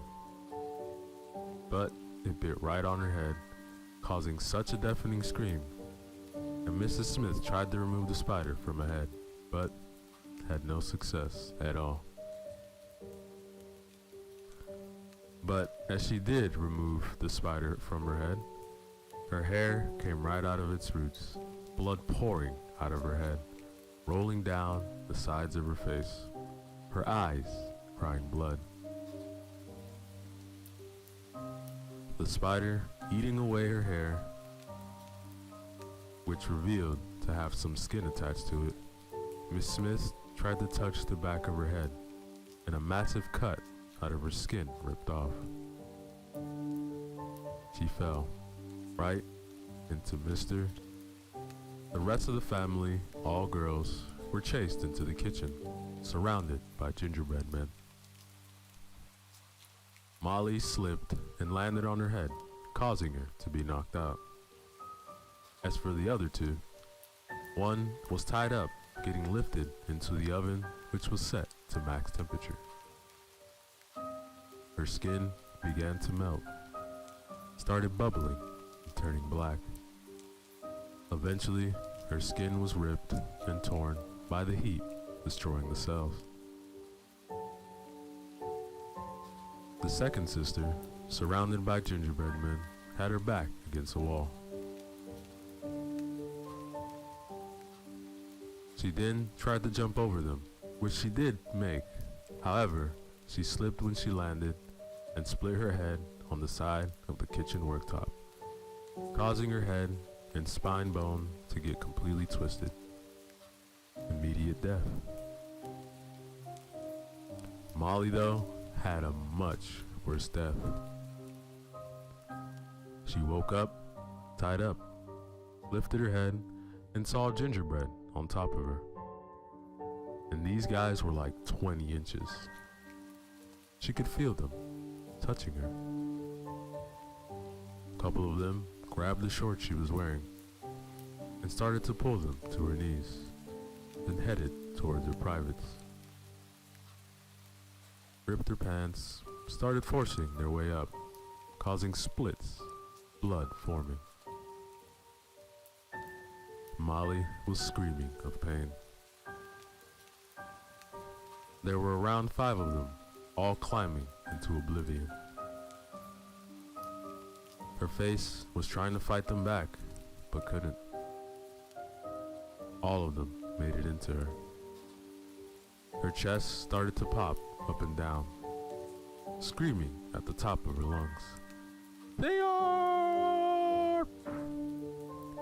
And suddenly, the gingerbread ripped straight through her chest, her lungs, but you can still see her heart beating, and all the blood came rushing out. The revolt of the scene was as if World War III was in one room.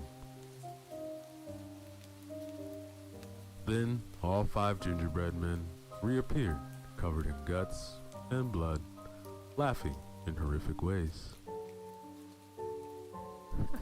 Guess your cherry got popped, one of the gingerbread men shouted.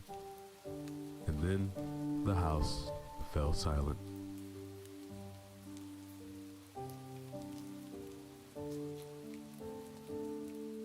Noel, when his adopted sisters ran, he too ran up the stairs, but he went into the bathroom and closed his eyes, wishing it would all end. Wishing he could go back to his old adopted family, as he actually did have a family. Noel just sat in silence, crying to himself. Chains started to come closer and closer. As it sounded like they were right outside the bathroom door, they all stopped. Every little sound stopped. Was it all over? Noel had his eyes shut. He opened them. Hello. Suddenly, Noel was face to face with the figure. Noel could smell everything off this creature. What are you? What am I? I am the person you called here. You are the reason I am here. I am Krampus, and you stopped believing in the man in red. This is your actions. Noel crying. Krampus put his goat hoof to wipe it away. He grabbed Noel by the arm and pulled him downstairs. Every creature, toy was down there cheering Krampus.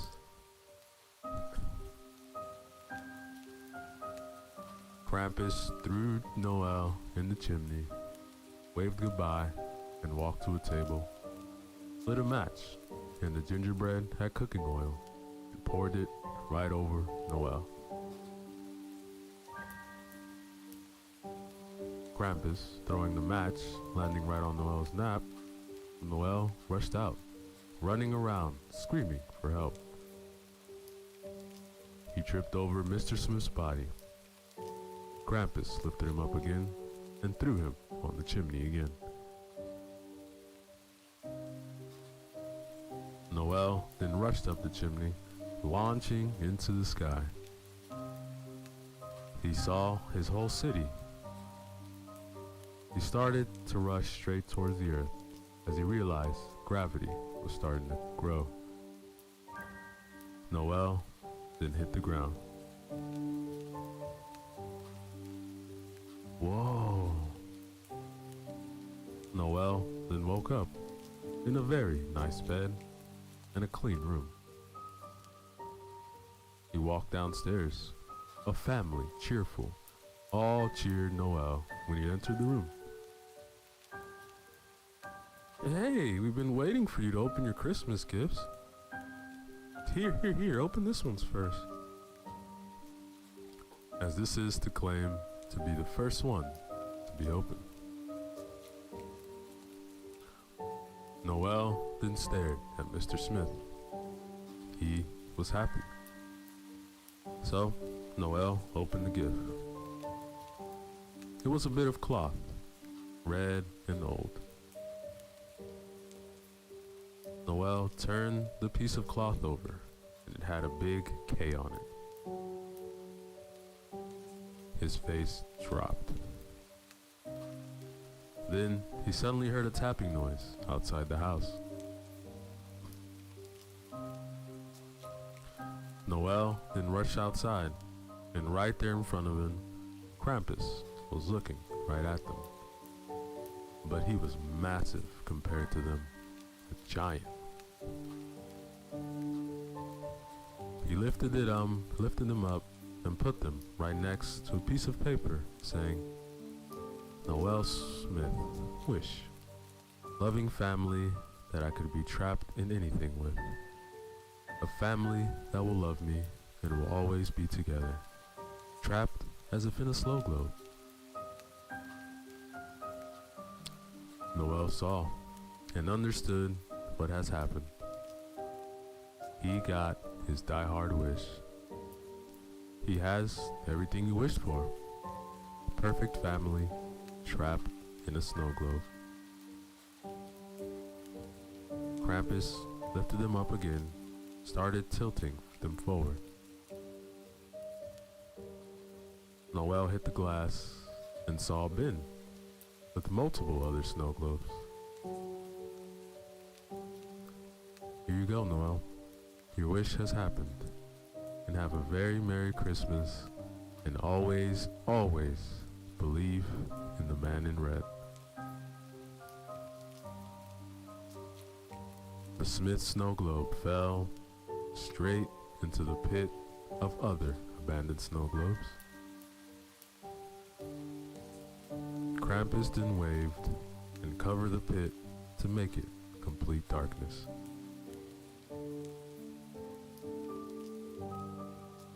Noel then woke up, sweating. He looked outside and everything was there. No snow globe, nothing. He went downstairs and the Smith family, all unhappy and not believing in Christmas. Was it all a dream? Mr. Smith then asked Noel, "What do you want for breakfast, kiddo?" I'm not that hungry, but thank you. Noel actually felt happy. Not perfect, but actually happy. He looked around, and the family did start looking happy as well. He could finally get the happy, unhappy family he always wanted. Suddenly, it fell silent, and snow started to fall. He heard the tapping again, and the voice said, "Hello, Noel." And that, ladies and gentlemen, is the end of our story.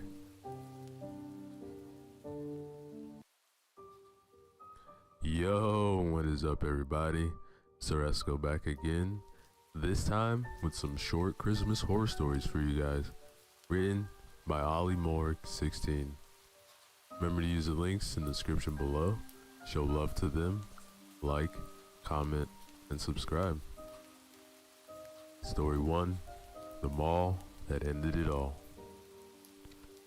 For this story, let's travel to Michigan, USA, where we will meet our main characters in this story, and we will find out the details of their journey that began on December 20th, 2015. The day was cool, snow falling, covering everything like a pen over paper. It was all white, no color, a monochrome of man-raised images. Chris and Jamie have been up for an hour, waiting for the time to go head off straight to the closest mall for a late Christmas shop.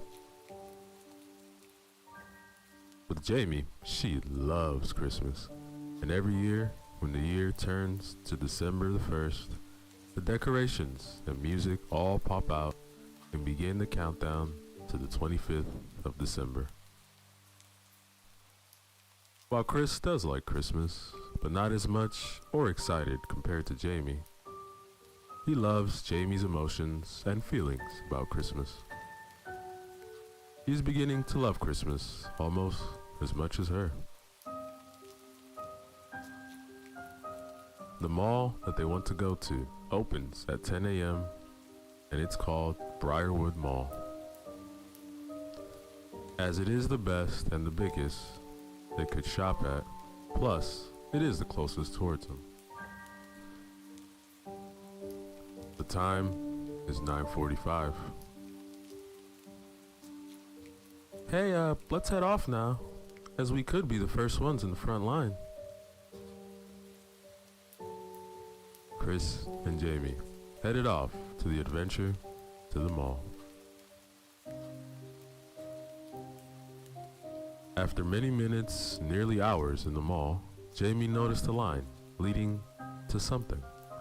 So she led Chris with her to see what the line was leading to. Jamie, like a child literally on Christmas, was so excited. It was a man dressed up as Santa. Oh, Chris, I need to have a photo with him. Okay, but I think it's a little bit creepy that a man is dressed up as Santa. They were only a couple spots away from Jamie's photo with Santa, when Chris noticed that the Santa guy was fully constrained on something. So Chris followed where his eyes were leading to. The guy was looking at his girlfriend, Jamie.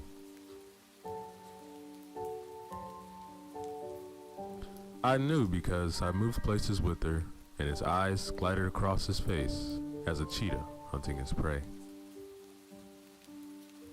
I even moved in front of her. When we locked eyes, his face turned from almost pleasurable face to pure rage and anger. Chris blinked uncontrollably, but the Santa never did. Only made full eye contact.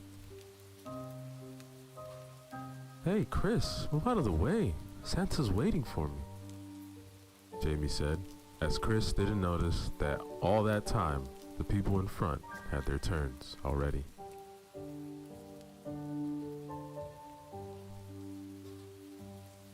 Jamie walked very swiftly to the Santa guy. His face glowed each step she took towards him. Santa's smile widened, showing gross and greenish teeth that is almost supernatural-like. Chris, come on, take photos of me and Santa.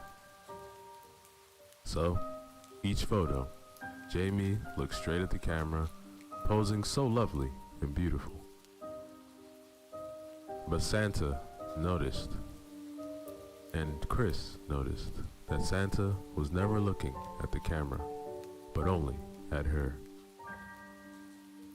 His nose moved up and down, producing a sniffing noise that somehow Jamie didn't notice at all. Alright, I think that's enough photos with Santa, Jamie. Don't you think? No, leave baby Jamie, Santa said. Pardon, How dare you call my girlfriend like that? Who do you think you are? You don't call people baby girl, especially when you aren't dating them. Like, plus, man, you work with kids, dude. I'm so sorry, mister. It's just, Jamie is so perfect and beautiful. She will be mine. Get away from her. I said get away from her now. Too late. She's already mine. Tonight at 11 p.m. She won't be yours anymore, Chris. Say goodbye.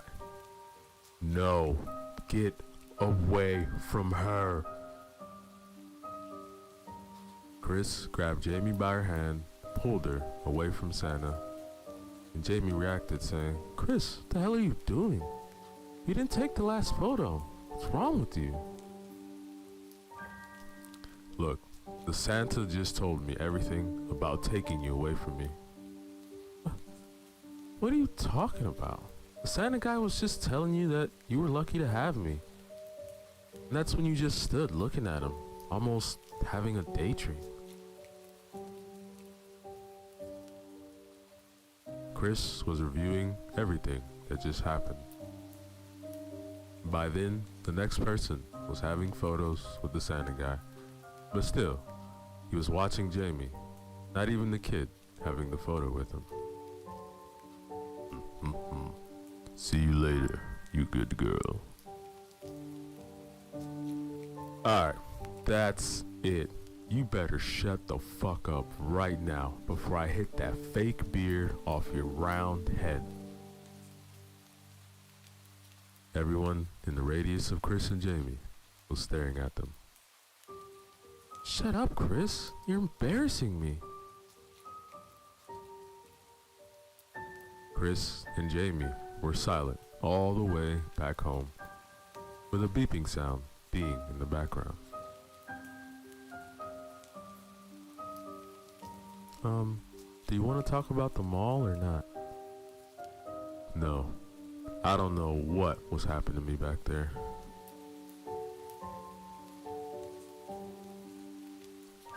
Hours passed. They unpacked everything and almost had forgotten about everything that happened at the mall. Chris and Jamie watched multiple Christmas movies, Elf, and Die Hard. Chris looked outside the window and noticed that there was some sort of print on the window. He rushed towards it and closed the curtains with pure accuracy and speed. The curtains were closed in a matter of moments. 26 minutes passed. It was 11 p.m. and Chris and Jamie were in bed, almost asleep, when above them, Chris started and stared where he noticed noise was coming from. Sounded like it was coming from right below them. Chris stood up and started to walk to the stairs to find out what the hell made the loud noises. As he started to silently go down the stairs, he could hear some sort of coughing. He peeked to the side to look in the lounge where the noise came from. A figure was standing right in the middle as he saw black dust covered the floor from the chimney. Chris froze. He needed to go back to Jamie. Chris headed back upstairs when he heard heavy footsteps coming closer and closer. Chris finally made it to the bedroom. Jamie, baby, don't panic at all, but there's someone in our house. We need to hide and call the cops. Okay, but I'm scared. Don't. We will be perfectly fine. We will hide together. You go in the closet first, and I will follow right behind you.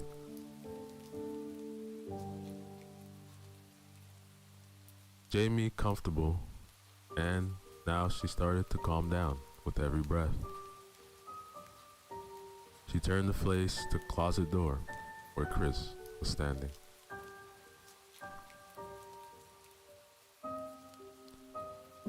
The most high-pitched and deathly scream ever produced yelled out his name, and Chris jumped and locked in place. He tried to twist as fast as he could, but he was face to face with the 6'2" man. Eyes bloodshot, fully widened, heavy breathing, with anger raged inside of him. Mouth converted into a deadly angered movement. In his hand, a wooden bat that had red marks covered in the end. As Chris just noticed, he fell to the floor, creating a boom of sound of an earthquake. Black covered his eyes.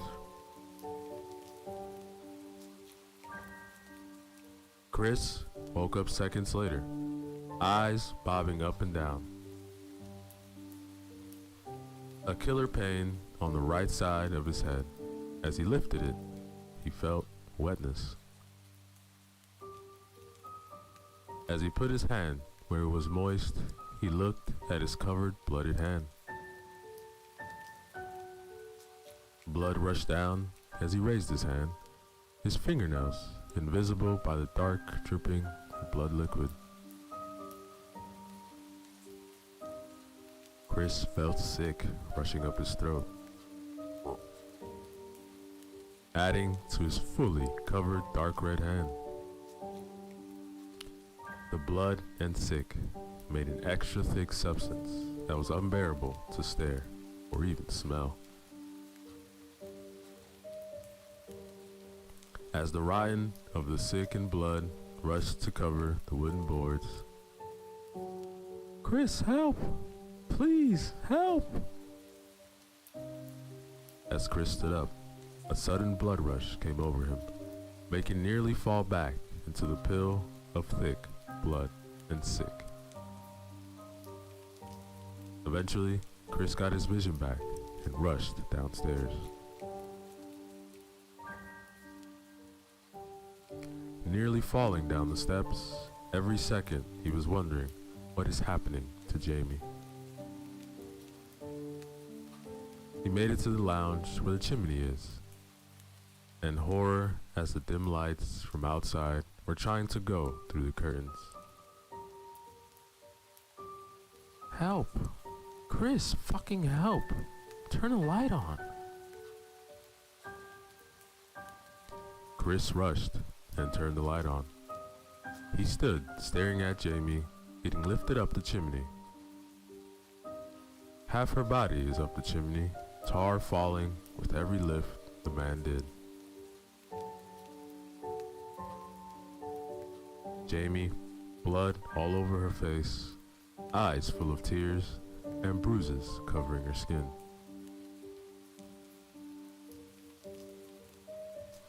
Chris rushed to grab her hand and pull her down. As he was under the chimney, looking at Jamie's pure horrified face, tears were hitting Chris's face, rushing into his cut, burning, and pain. Chris looked past Jamie's horrid face. The Santa was fully black, and all the white fur from the Santa's coat was now a dark red. No part of the suit was at all white. "Chris, let go. Let go. She isn't yours. She never was, Chris." Chris kept on pulling and pulling. Meanwhile, Santa was pulling and pulling, and he had much more strength compared to Chris.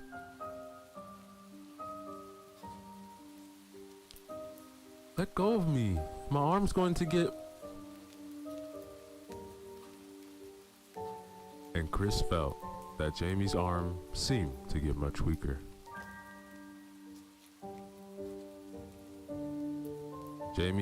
Kristen looked up at Jamie's arm. It was floppy and moved with no control. Jamie had her arm pulled from the socket.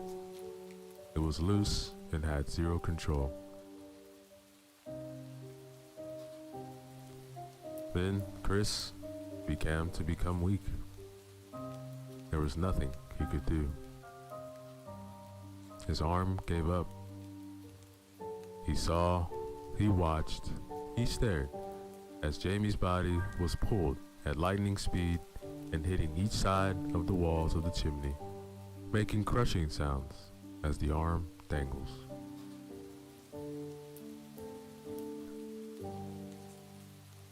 They reached the very top.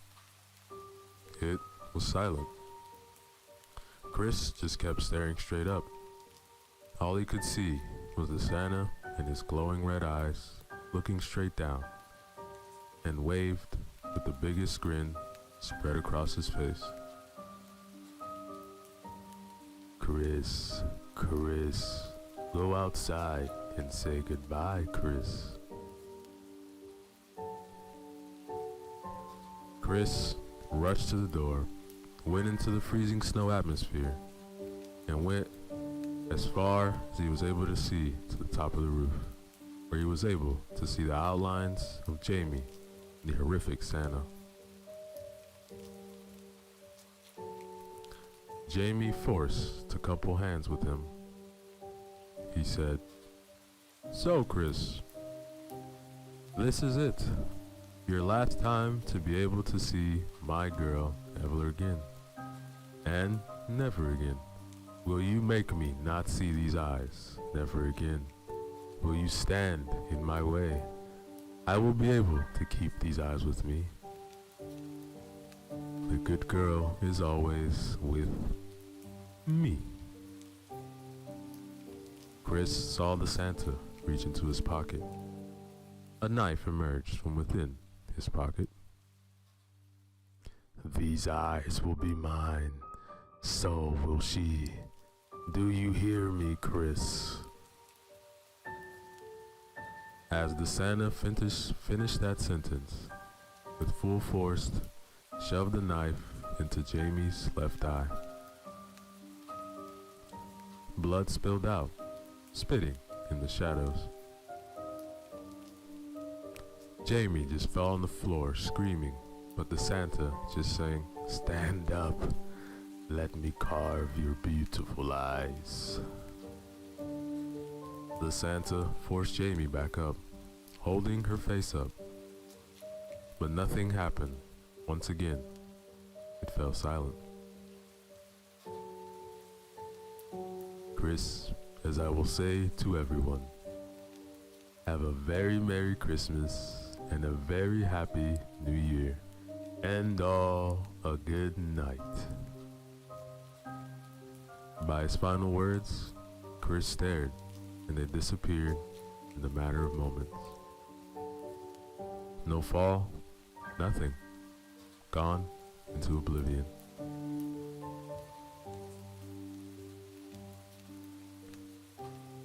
Chris turned the music off and opened the box. To his pure shock, it was a blood-covered, pulsating eye. Staring right into his own, the inside of the box filled and splattered with thick, red, dark blood. The revolting eye moved side to side in the box, as if moved to banked. It was horrifying. Absolutely carnage. And then the radio flicked back on. Up next, the greatest pop song for Christmas. Christmas Through Your Eyes. Chris's eyes widened, just listening as the song played in his ears.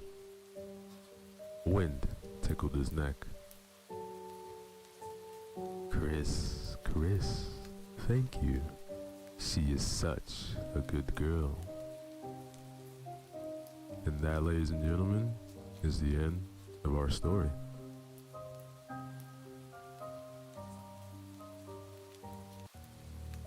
Yo, what is up, everybody? Let's go back again. Another short story for you guys, written by Vivian Justin. Remember to leave the links in the description below. Show love to them.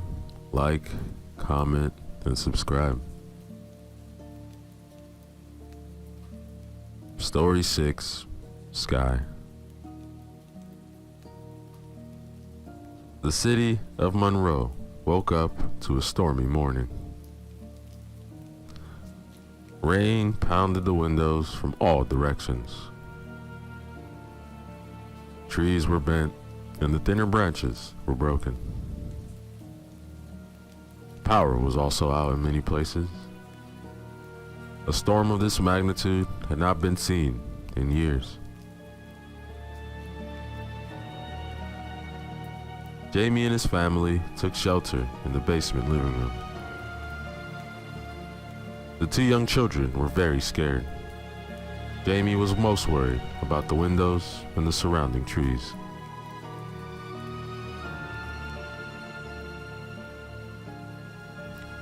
The fierce winds had stopped and the rain had stopped, so Jamie and his family went upstairs in peace. Jamie looked at the damage. His house had escaped unscathed, with only some damage to the garden.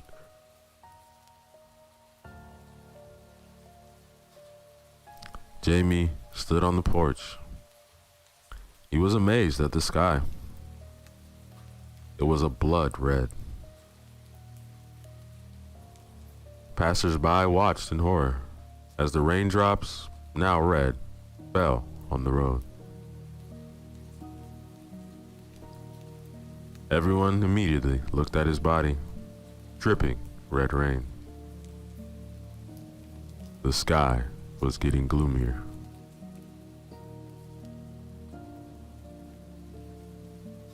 Jamie gasped for air. The children ran to him, but he shooed them off. One by one, he stepped off the steps and walked beside the bewildered crowd. He heard everything. Someone shouted that the gates of hell had opened. Others thought the unusual phenomenon was a curse from God because people were living in sin. Someone else wanted to draw parallels with meteorology.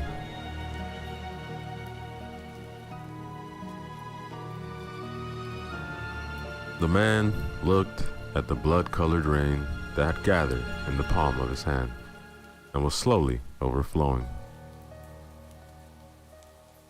He clenched his fists and stared at the rain dripping down his hands, as if it wasn't real.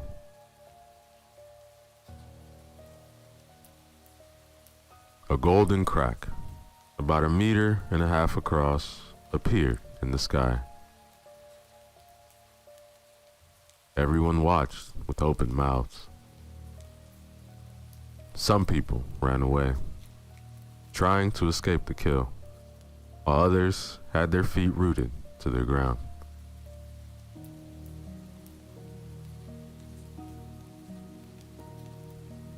The crack widened, and 4 riders stepped through.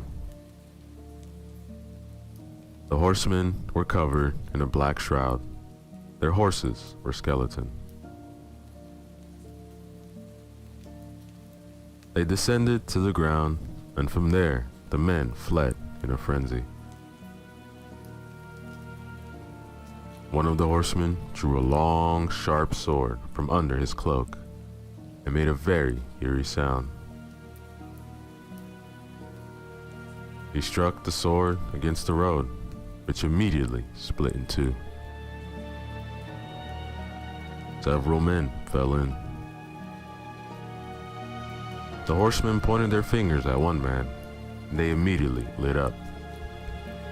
In a snap, they were reduced to dust.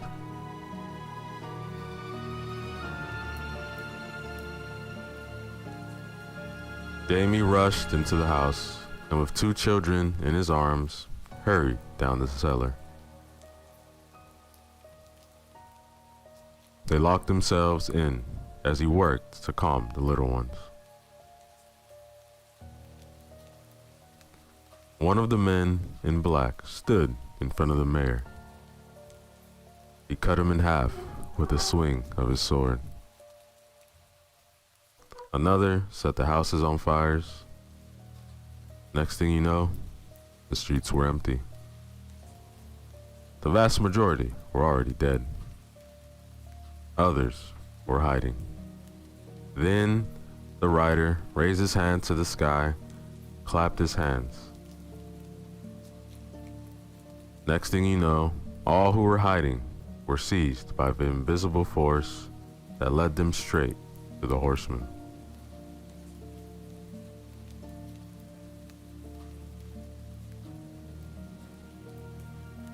Jamie and the children cried. The force separated them. The bloody rain became more intense, more frequent. One of the riders lifted the local undertaker high into the air, and with that momentum, threw him into the road. The Jamie could see golden colors running down the cracks in the road.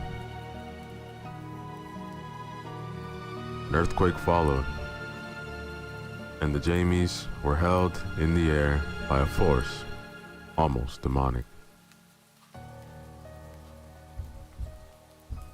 Suddenly, they heard noises in the distance.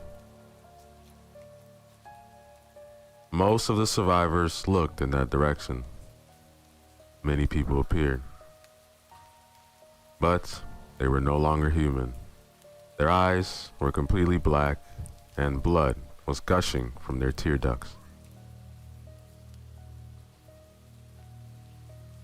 They surrounded the riders, and one after another, they picked out the men from the invisible force.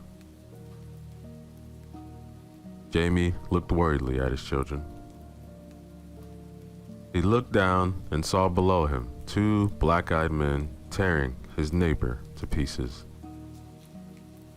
Body parts were flying everywhere. Jamie gasped for air. With only 5 of them left, Jamie thought of escape, but the force would not let him move. He looked desperately ahead of him, straight behind the rider's cloak. Their black eyes flicked down at the children. Jamie screamed, but all in vain. Jamie had completely lost all hope. The rider pulled him down between them. Jamie was surrounded by the 4 riders, and behind them were the black-eyed men. One handed him a black shroud.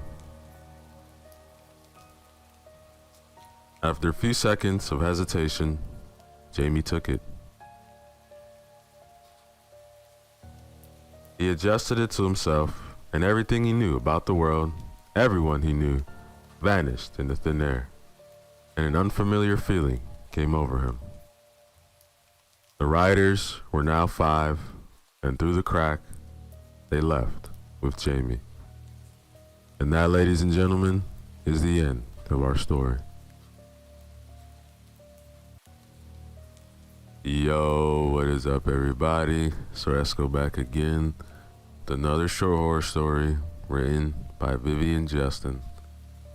Remember to use the links in the description below. Show love to them. Like, comment, and subscribe.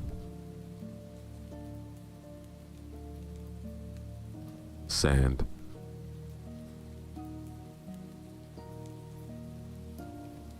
They had no idea where they were, but they must have turned off somewhere.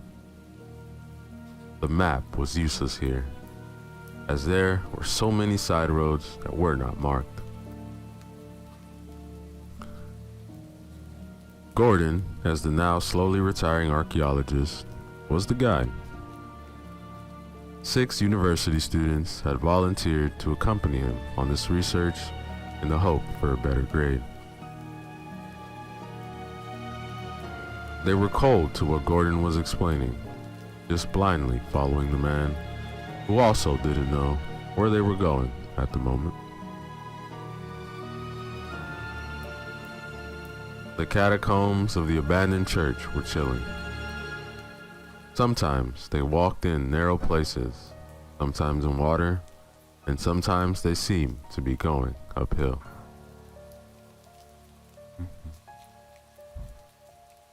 The students really enjoyed it. It was like a horror movie for them. They were jumping on each other.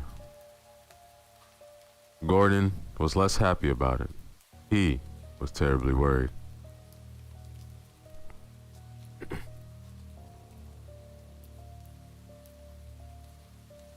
The road narrowed, and there was only a narrow opening to crawl straight through.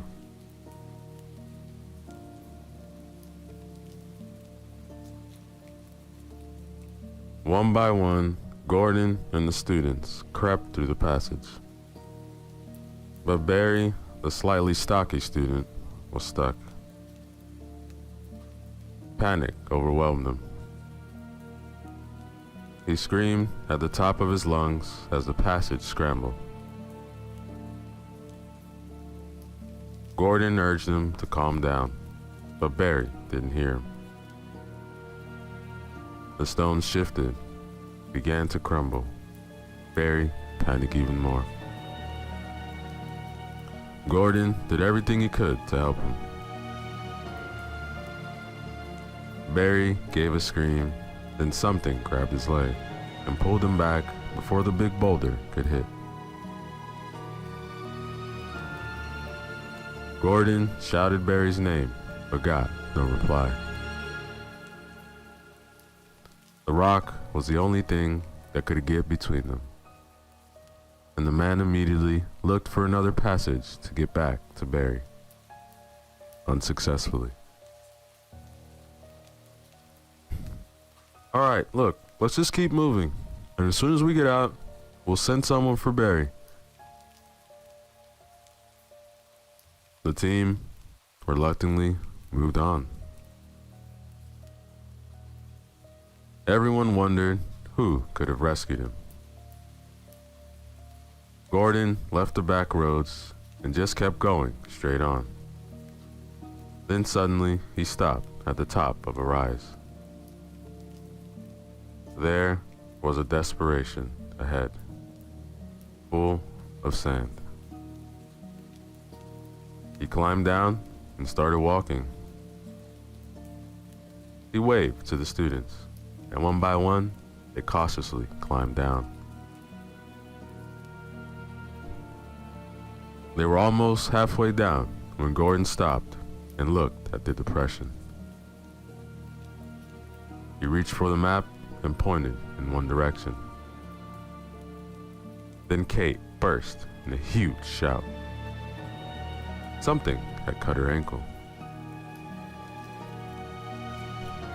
They were all startled.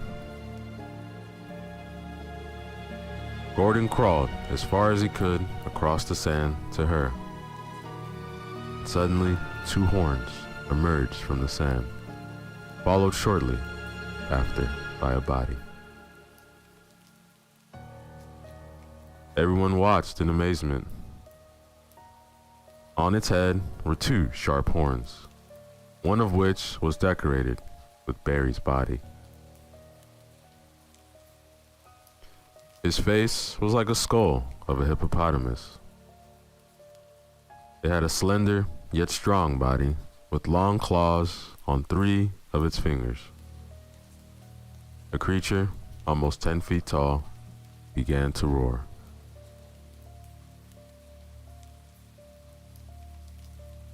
No one dared move.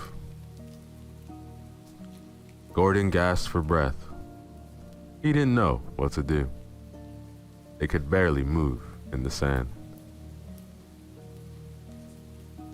Suddenly, the creature's roar stopped, and with one finger, it pierced Kate's body completely. The sight made everyone run for their lives. It lifted the body to its mouth and sucked all the blood out of its lifeless body where it had pierced it, and then simply threw it into the sand.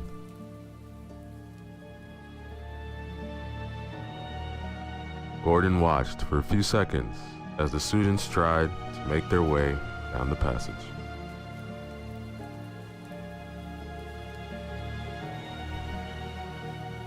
The monster lifted its feet out of the sand, and with that momentum, he stomped on one of the students under the sand.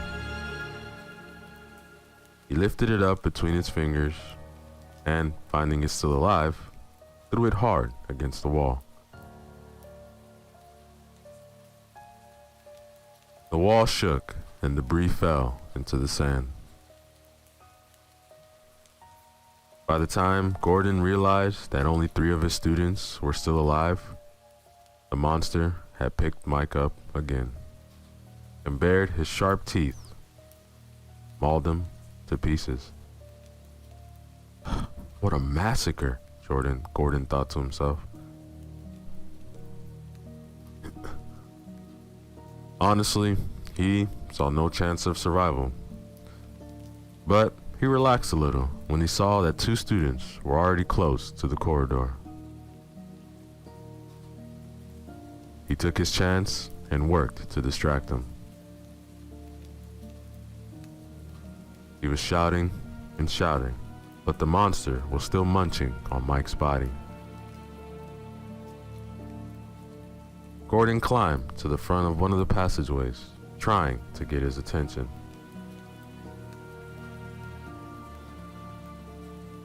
The creature threw away the remains of Mike's body and headed in Gordon's direction. As soon as he saw his students in the cavern, he felt a warm sensation. The creature had sliced through both his knees with a flick of its fingers.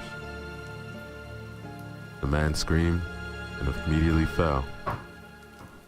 All he could do was look at his severed body parts.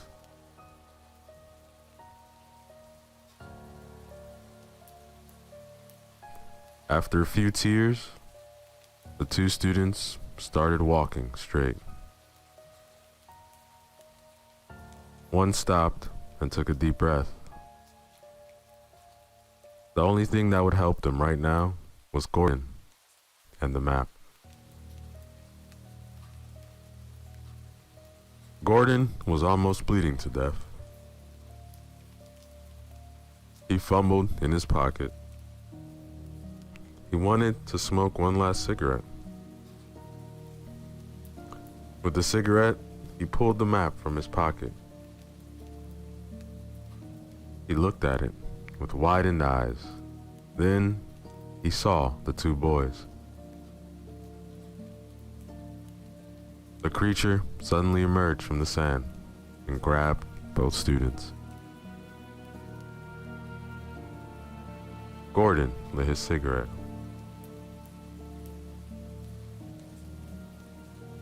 I'm only here for you. And lo and behold, you're real. He pointed in the direction of the monster. A delighted smile came over his face. Slowly, he took a drag on his cigarette. He watched as he tore the 2 bodies to pieces.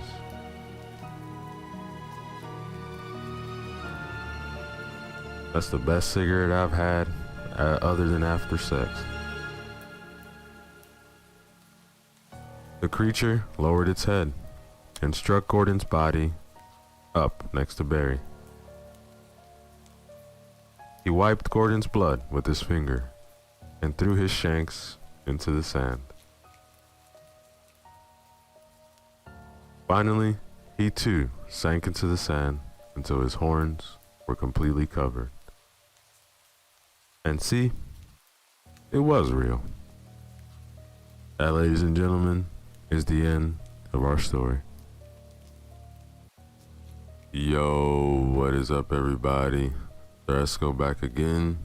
Another short horror story for you guys, written by Vivian Justin. Remember to use the links in the description below. Show love to them. Like, comment, and subscribe. Story 3, Puppet.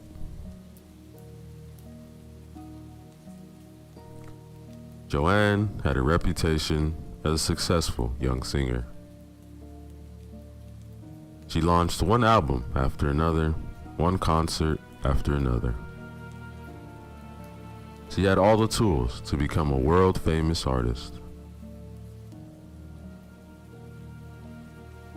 Her manager and her father did everything possible to ensure that her daughter made as much money as possible. He saw only money in her talent. He took full advantage of his daughter, who enjoyed the attention of her father regardless of everything.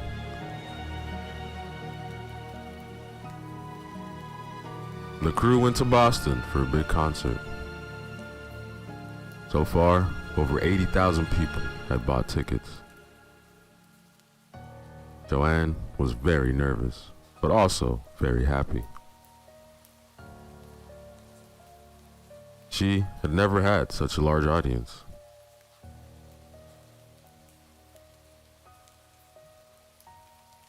On the eve of the concert, the crew noticed that Joanne was acting strangely.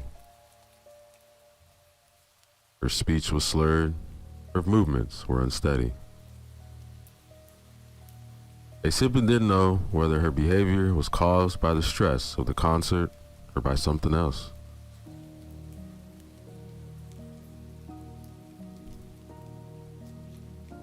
Everyone had gone to bed when Greg heard a noise coming from behind his bedroom door. He slowly climbed out of bed and headed upstairs. He wiped his eyes and walked straight to the door. He opened it, but was greeted by emptiness. When he laid back down, the same noise filtered into the room. He pushed open the door and bumped into Joanne at the foot of the corridor walls. Greg carried her into the room and laid her on her bed. Joanne just stared at the ceiling with a shaky face. With half an ear, he could hear the man calling to him. But he simply could not answer. There was just no strength in him. It was as if he had been simply switched off.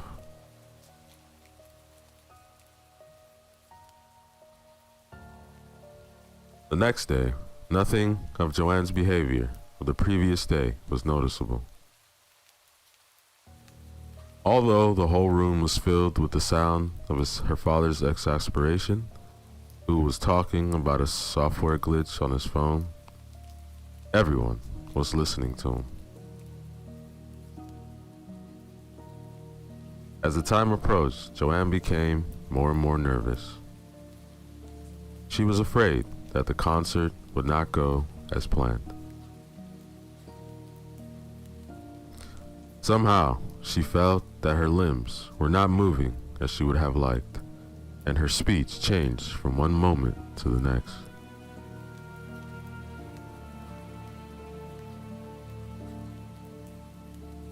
Joanne took the stage to find herself facing the stares of tens of thousands of people. She found it shocking. One song followed another, but she wasn't sure what she was doing. She deduced from the huge cheers that she was doing what she was doing well. The audience went wild and applauded happily in the air for their favorite star. The light show was just icing on the cake. Everyone wanted to get closer to their favorite star, and her manager was on the phone with a happy face. The increased income, in the meantime, filled his soul with warmth. He no longer cared what he pressed on the phone.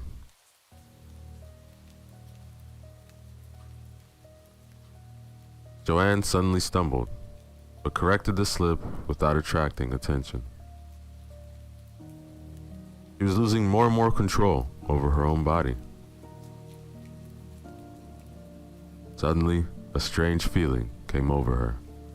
It was like a time bomb had gone off.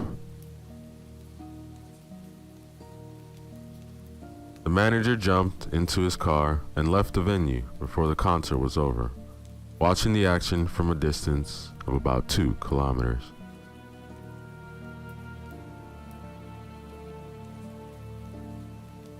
The stadium was level with the ground. The whole thing exploded with all the fans, crews, and vendors. There was nothing left of it. The father dropped a tear, but quickly wiped it from his face. A smile came over his face. A few years ago, when Joanne was still fluttering her wings, she had a chip implanted. It was experimental, of course. She jumped at the idea. From then on, her father didn't let his daughter stray off course. He controlled her speech and her movements. The biggest hit of the Boston concert came when Greg told her she was talentless. Now, he's written himself into the history books for eternity.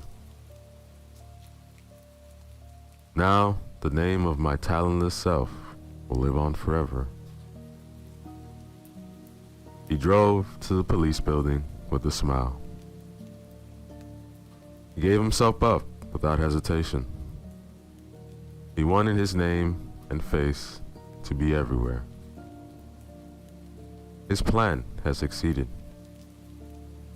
His face appeared on every TV program with a smug smile.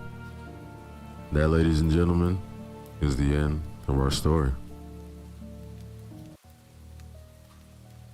Yo, what is up, everybody? So let's go back again with another horror story from you guys, written by Vivian Justin. Remember to use the links in the description below. Show love to them, like, comment, and subscribe. Story 2, Prom.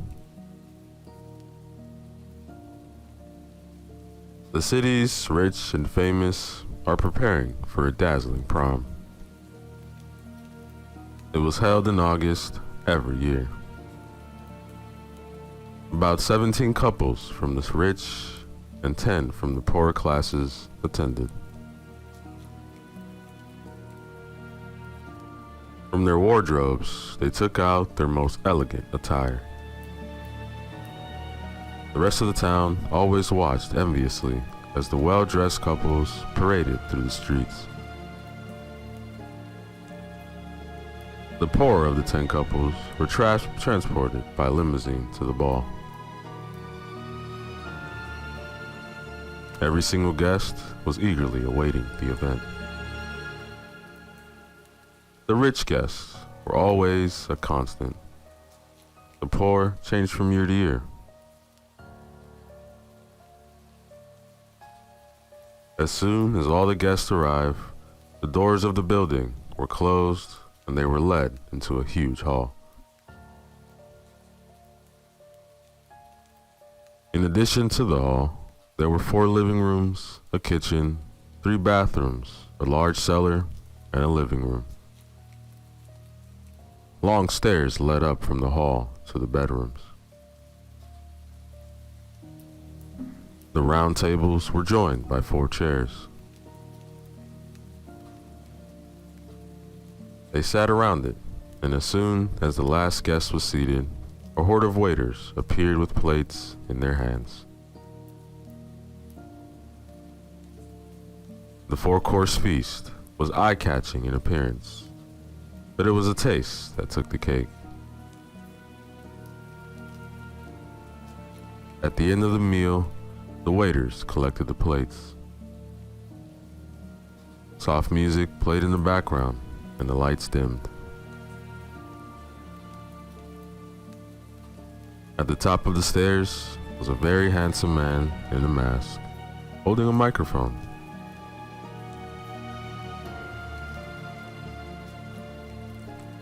The rich people stood up from the table and arranged themselves in a pile. Following the instructions of the masked man, the poor have to survive for 2 hours with the rich they hunt. Those who survive are elevated to the ranks of the rich, along with their families. They get enough money to last them 3 lifetimes. Unfortunately, those who die are the same. The poor were immediately frightened. The waiters were delivering weapons to the rich. All right, 10 minutes head start. As soon as they hear the shot, the 2 hours begin. The shot is fired. The poor began to run for their heads. Some tried to leave through the door, some ran towards the cellar, and others towards the sleeping quarters. They hid under the bed, some in the closet. They even hid in the furthest corner of the cellar, under the stairs. At the end of 10 minutes, the rich people left. They did not rush. They just spread out and hunted calmly. The masked man stood in the middle of the room, directing the waiters. The tables and chairs were moved, and a platform was brought from the corner and set up for the musicians.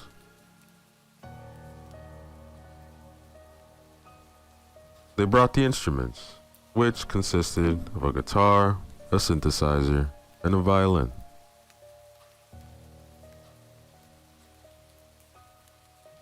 There was a constant sound of gunfire, both from upstairs and from the basement. Those who died were taken by the waiters to the separate corner of the room. There, they were placed on elegant chairs and tied down to prevent their bodies from falling off the chairs. 9 chairs were already taken, and the masked man looked over the 9 with pleasure.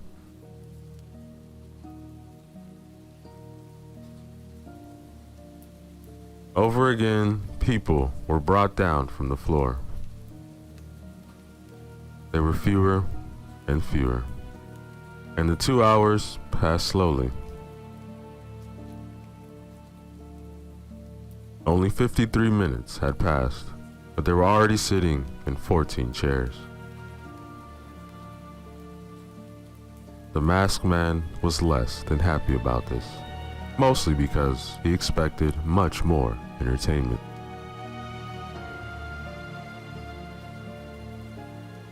He thought the poor would be more creative when it came to their lives. He was disappointed. 4 more people had chairs, and that one was persistent and violent enough to be one of them. There were 2 more bangs. 3 men were called into the room by 2 rich men with guns pressed to their backs. They shook. 2 were shot on sight. The other was left alive. One man was missing, but he was nowhere to be found. They searched everywhere. They were getting nervous. 2 hours passed. The masked man shouted into the microphone, but he was nowhere to be found. They couldn't find him until everyone came out of the kitchen. Then the masked man approached the man and said, "I didn't hire you." He was the last one. He was not found for 2 hours. He's pretty sneaky, the masked man thought.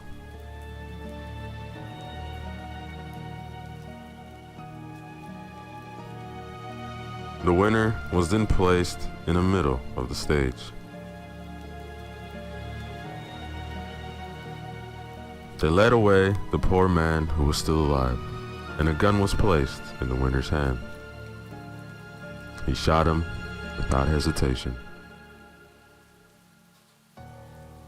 His life could finally get better. The musicians began to play. The rich applauded, and the broke into dance of joy. The masked man stood next to the winner and patted him on the shoulder to congratulate him.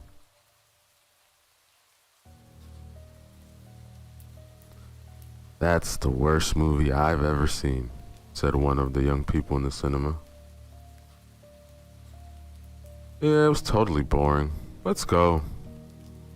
And he threw a can of popcorn at the screen. And that, ladies and gentlemen, is the end of our story. Yo, what is up, everybody? Ceresco back again. Another short horror story written by Vivi and Justin.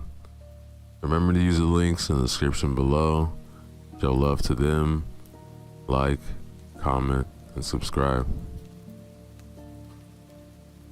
Story 5, Jungle.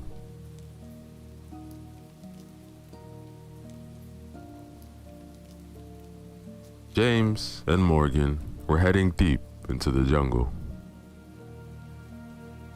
It was their vocation and their hobby. They went to areas where either no one or very few people had ever been. They loved exploring new areas. James packed a rucksack and a small suitcase. He planned to leave the suitcase at the hotel and just take the backpack with him. Morgan had a harder job. He had a lot of stationary notebooks. He kept notes of the whole trip in a somewhat diary-like fashion. They were afraid of this trip. This place is where only their professor and a few of his colleagues had been. They reported hearing some very scary noises. But James and Morgan's curiosity was only heightened.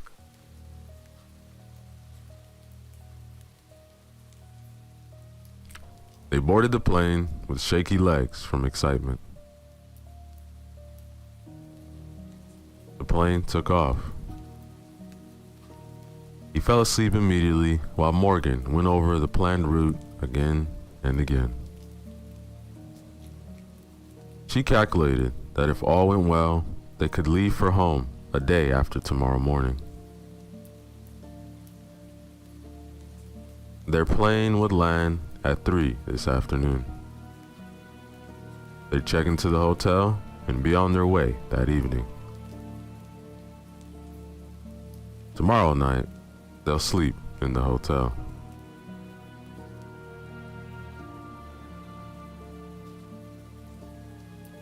James woke up to Morgan's alarm. Their plane descended and landed nicely. They took a taxi to the hotel. They quickly picked up the 2 suitcases and set off with their rucksacks.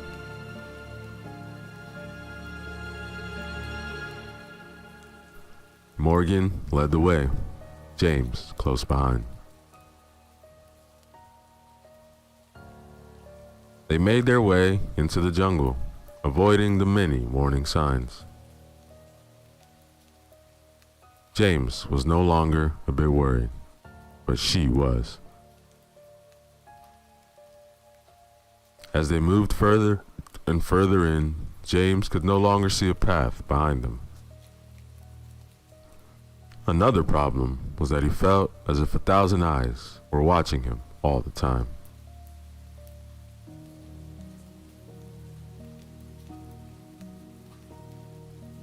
They had been walking for hours before they reached the place where the professors were camped. It was the first stop, although Morgan would have kept going.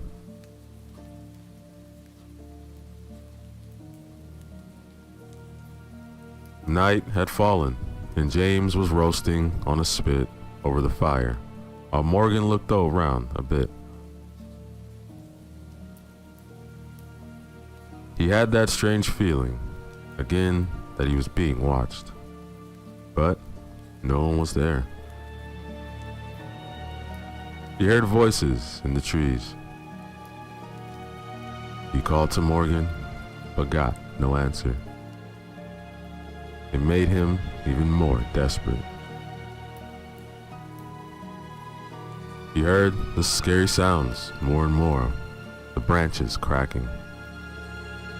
Then, Morgan appeared in front of him. He was all right.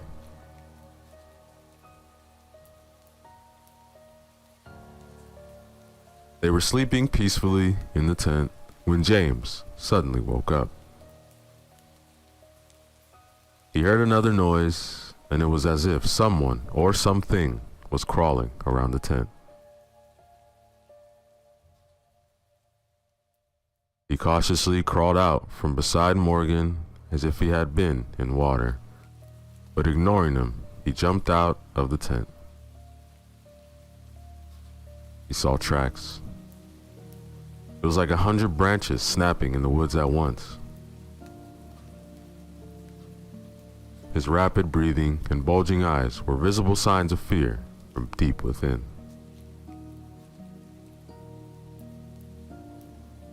There was complete silence. After a few minutes of silent standing, he laid back down.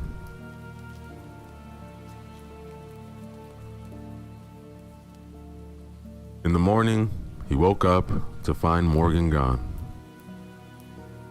He immediately ran out and shouted, but there was no answer from her.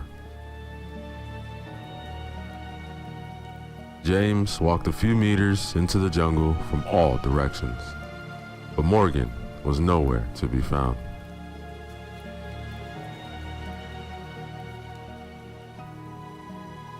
He went back hoping that while he packed up the tent, she would appear. It was then he realized that what he had thought was water at night was actually blood. He threw up behind him. On closer inspection, there wasn't as much as if anyone had died. James had lost his senses and was doing everything in his power to find Morgan. He ran into the woods like a fool.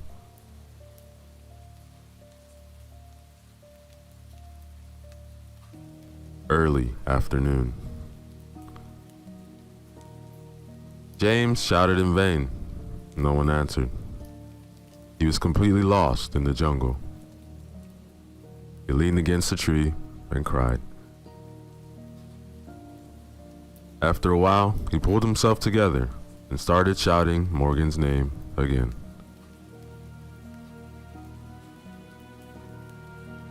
Evening. He sat down. In this tickled his feet. He heard strange noises behind him, but he was no longer afraid if it might lead him to Morgan. The surroundings were getting louder. It was as if he could hear footsteps behind them. He sat up and stared ahead of him. Secretly, he wished she was the only one messing with him, but it didn't. A huge, hairy arm grabbed him by the throat and pulled him down into the depths. Night. He woke up to find himself lying on the ground right next to Morgan's body. She lay with a face as peaceful as perhaps he had ever seen her, but her belly was completely ripped open. He would have screamed, but no sound came out of his mouth in shock. Then he slowly looked around. He saw no movement anywhere. The only thing that kept him from fleeing was Morgan. He couldn't leave her like this. He looked around again and again. Then he remembered the professor's note to always come back to the hotel. But where was that?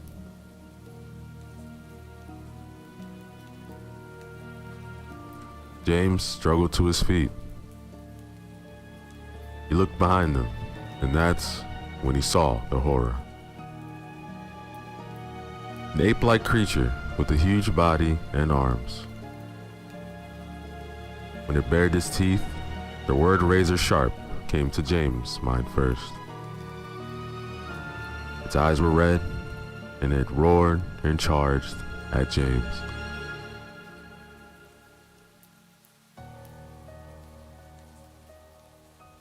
Morning. The hotel receptionist was able to follow their journey to the jungle entrance because they hadn't checked out on time. He stopped just outside the entrance. Then the owner appeared beside him. They were allowed to walk the same way as the others. No one read the sign. No trespassing due to infection. And that, ladies and gentlemen, is the end of our story. Yo, what is up, everybody? Ceresco back again with another short horror story written by Vivian Justin. Remember to use the links in the description below. Show love to them. Like, comment, and subscribe. Forest. He ran into the forest as if he had never been caught. His back already hurt from the blows of the rifle, but he might be able to protect himself and his family with this. Those aughts in the sky could control anyone, to put it from one place to another, or just simply kill it. Frederick finally reached their house. Their house looked simple. There is a tiny chalet in which there were only 3 beds and a small kitchen. Water is only in the well next to the dirt road, and apart from the church, there is no house with water inside.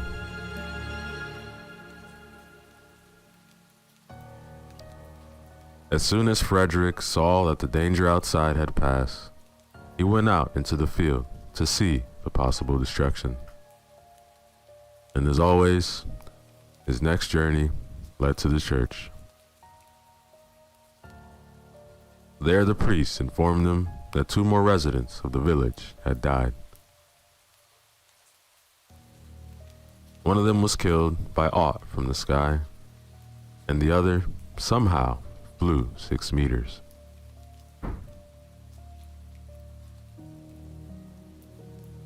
Frederick looked at the border. The huge wall was stable. He never knew what was on the other side, but this is impossible to climb over.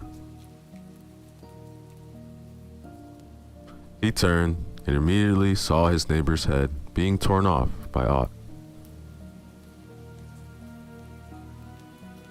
Frederick stared at him, then fell to the ground and burst into tears.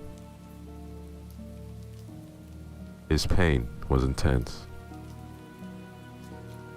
Ott must have sensed something because he was approaching one of them. Frederick immediately jumped away. The food was not enough. There was not much food in this small area, so Frederick and his family went to the church every night to beg God for food. Their priests held mass for fewer and fewer people. There were hardly any living people in the village. He himself was starving.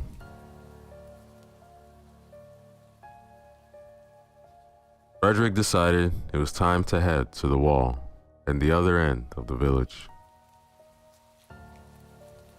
There is a cave where, according to legend, a bear lives. If he's done with that, he'll be able to feed everyone. He set off at dawn. He hung his gun on his back and carried some water with him. He hoped Ott wouldn't catch him.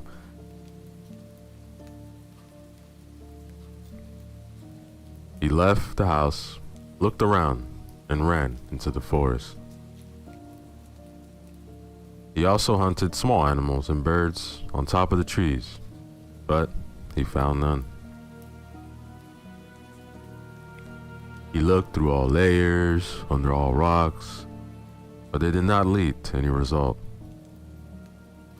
He also looked for berries, but the bushes were empty.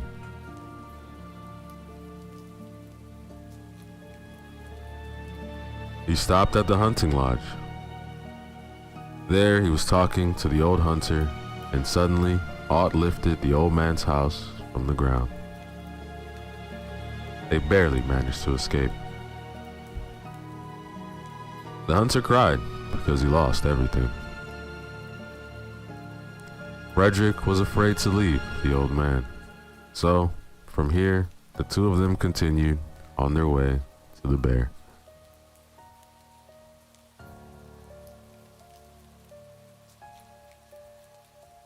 After a few hours, Frederick began to get annoyed with the old man. His mouth did not close. Frederick moved forward without a word, while the hunter spoke after him. They were getting close to the bear's cave, but the hunter was still talking.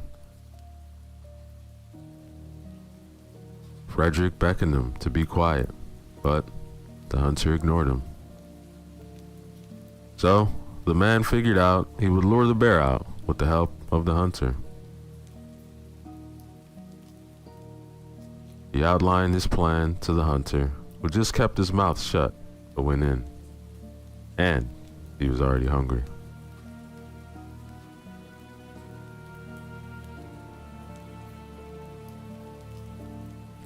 They crept closer to the cave. Frederick was hiding in one of the bushes. He raised the weapon to his hand and pointed it towards the cave. The hunter stopped right at the entrance to the cave. He started yelling and trying to make as much noise as possible. The bear woke up and went in front of the hunter amid loud roars.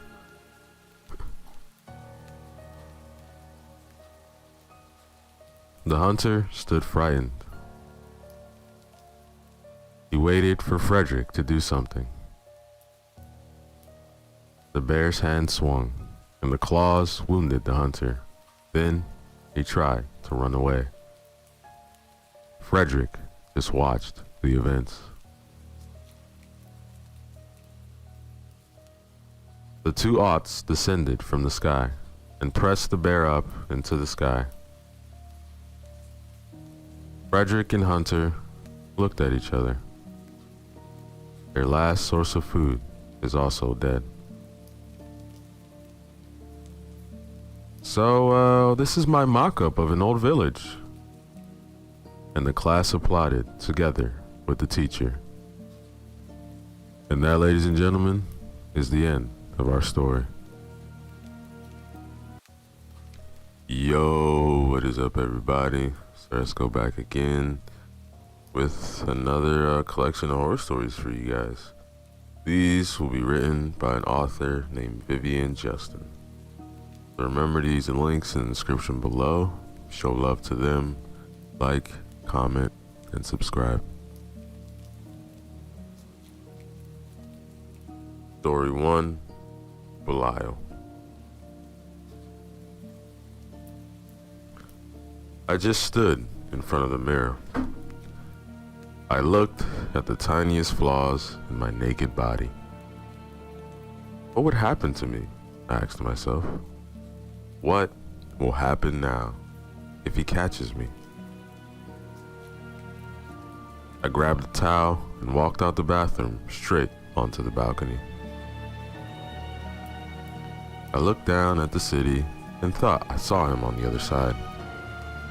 My heart was pounding. He's here, and he's found me. I clutched the railing and hoping he hadn't seen me. I ran inside and got dressed. How many could there be? Oh, why do I have to take part in all this nonsense? I grabbed my keys, hoping that the back door would be open and I wouldn't have to leave through the main entrance.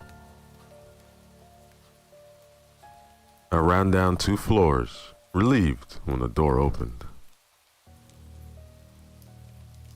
I looked around, but no one was there. I was looking at my phone in my pocket. I have to call Robbie. Shit.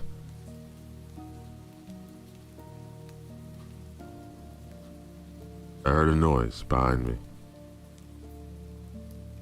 I started running, looking for Robbie's number on the phone book.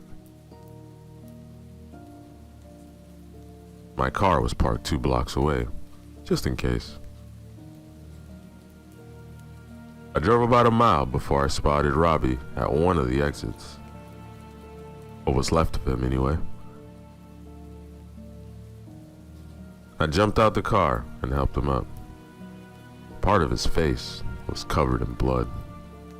His skin was hanging in shreds from his right calf, and his stomach was held together only by the sturdy binding of his t-shirt. It was a horrifying sight.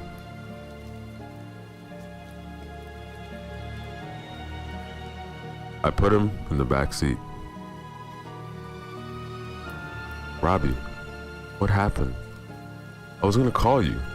I think I'm being followed. I'm sorry. This is all my fault. Robbie, this is not the time. And Robbie just fell asleep, and I started ahead as I drove. It was 11 at night. There were no more cars on the road. I pulled up at a rest stop and used the restroom. When I got back, Robbie was not in the car. I clutched him to my heart and nervously scanned every inch of the car and then the surroundings. There was no sign of Robbie. I screamed, I stomped around, but they took him away.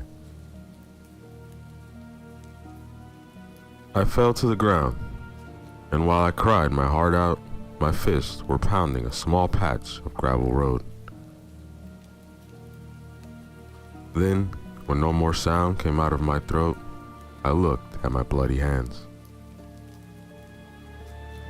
In the meantime, a pleasant feeling came over me.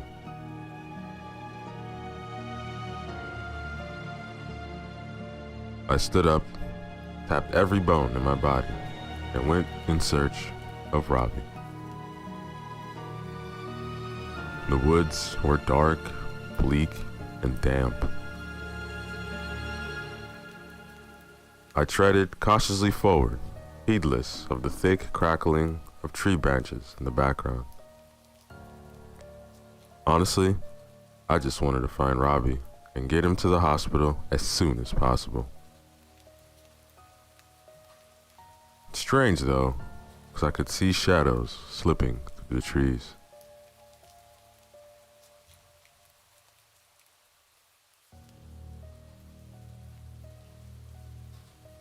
In the distance, I saw a shack. Light filtered through the windows. And with quick steps, I ran towards the cabin, hoping to find Robbie inside. I froze for a moment, a strong smell hitting my nose. I could smell rotting flesh. I switched on the flash on my phone and headed for where I suspected the stench was coming from.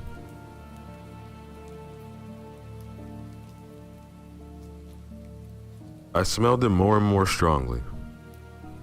I held my nose with one hand, but it seeped in through that too.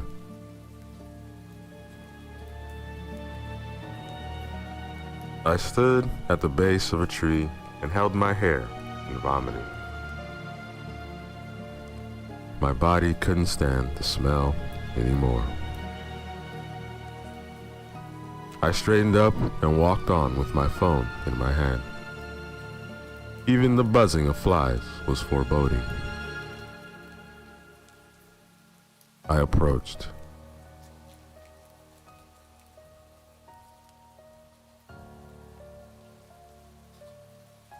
A few meters ahead of me, I saw a foot. Oh my God, Robbie, I thought to myself.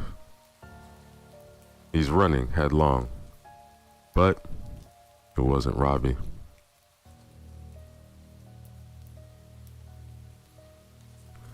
The three rotting corpses were our friends, killed by the same people who followed me. Their bodies lay mangled on top of each other. There was blood and body parts everywhere. I found myself stepping on toes. I jumped, and my breathing became labored and my forehead sweating.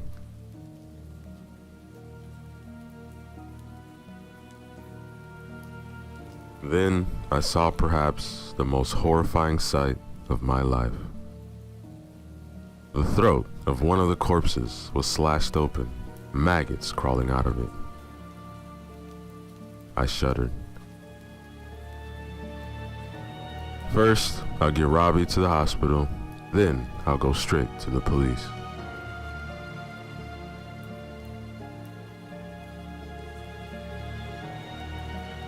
After I calmed down a bit, I headed for the cottage again. If someone had taken Robbie from the car, I'd be no good to him without a gun. So I crept onto the porch and peered cautiously through one of the front windows. The room was empty. I ran over to the other one. It was the kitchen window, but there was no one there either. I opened the front door noiselessly. I looked around slowly, and everything was empty. I stopped in the middle of the living room. I heard a noise from upstairs. Could someone be there? Or was my mind playing tricks on me? It was as if someone was walking upstairs, and the beams crackled.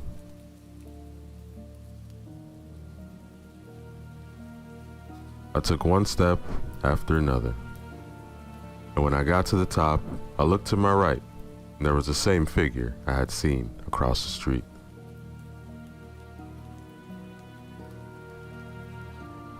"Where is Robbie?" I screamed at the top of my lungs. But there was no reply. With a sudden idea, I threw my phone at him. The mirror shattered, and I ran down the stairs. I didn't stop until I reached the car. And I had the feeling again that someone was following me, but I didn't dare turn back. Because what if he was right behind me? I avoided one tree after another, and I couldn't wait to see the car.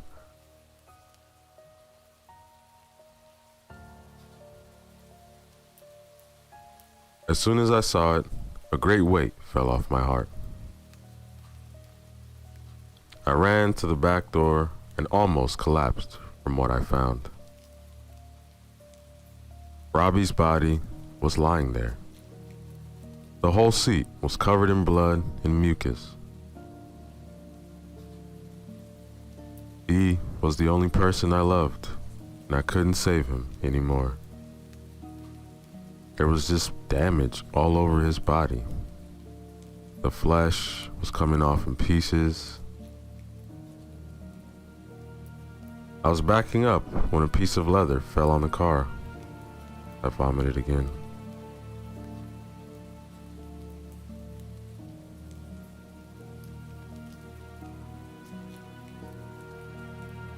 I ended up hearing voices in the woods, but it didn't matter. I screamed from the pain that was gnawing in my chest. I felt dizzy, and by the time I opened my eyes, I was looking at the starry sky. I blinked slowly, trying to regain my strength. I hoped it was just as bad as this was just a bad dream, and by the time I woke up, Robbie would be gone. But there he was. I knelt beside the car, as if that would bring him back to life.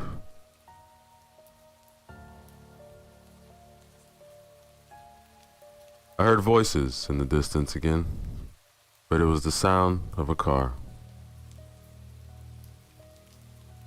Lights were flashing. I closed the back door, got behind the wheel, but the car wouldn't start. I'm swearing, cursing, and I keep turning the key to no avail. I put my head on the steering wheel and slapped my hands on the dashboard. Everything became a blur.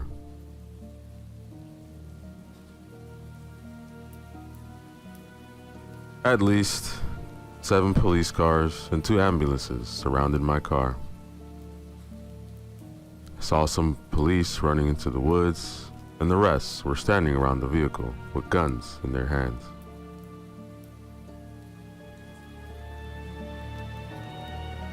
I got out with my hands up. From the side of one of the ambulances, I saw my doctor approaching. Besides Robbie, I trusted him. But now, his always happy face was gone. It was different now. "What have you done?" It wasn't me. It was Belial. "Don't play games with me again. They all lied to me. This is all Belial's doing. The demon. He killed them. He was following me and he was gonna kill me. I I suddenly remembered the mirror that broke upstairs. Your darkness is heartbreaking, he said. I was riding in the back of the police car with 2 other police officers. When we saw the city lights, I burst out laughing. It was deep and unstoppable. It was all Belial's doing. And that, ladies and gentlemen, is the end of our story.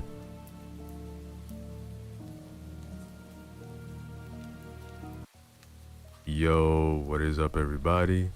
Let's go back again with our final story from the collection titled Before We Sleep, written by Tyler Murray, 97. Remember to use the links in the description below. Show love to them, like, comment, and subscribe. Story 4, Creep House.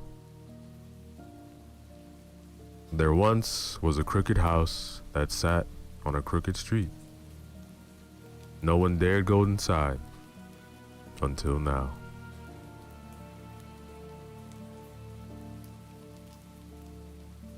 There was once a crooked house that sat on a crooked hill on a crooked street.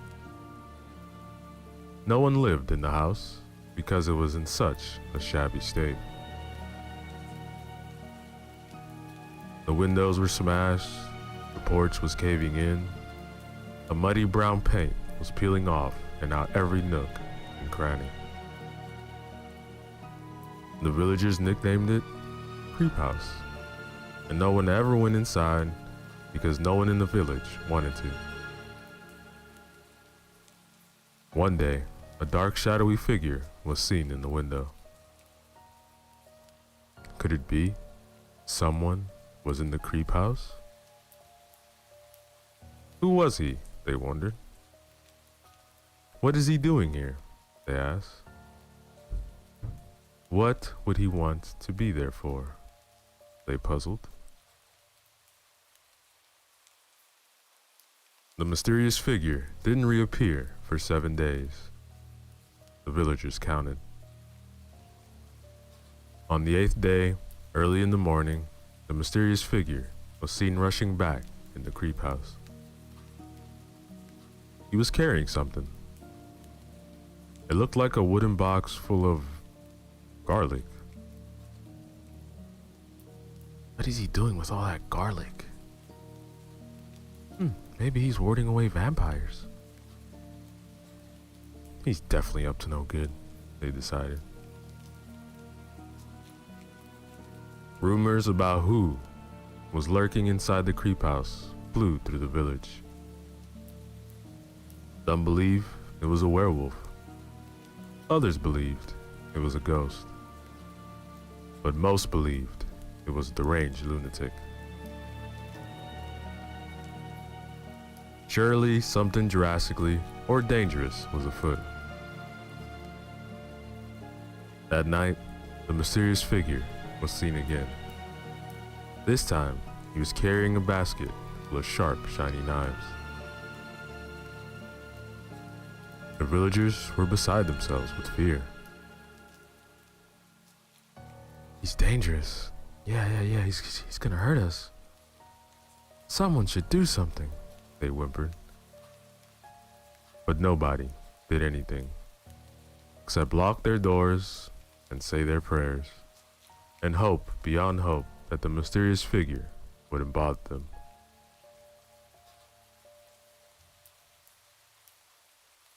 The next evening, while most of the villagers were cooking dinner or watching the news, the mysterious figure emerged from the house dressed in a long black cloak. It slunk down the crooked hill and across the crooked street. It stopped in front of every front lawn, crept toward every mailbox, and slipped something inside each one. Kids trembled from under their covers. Mothers shook behind every drawn curtain, and fathers peered out every window.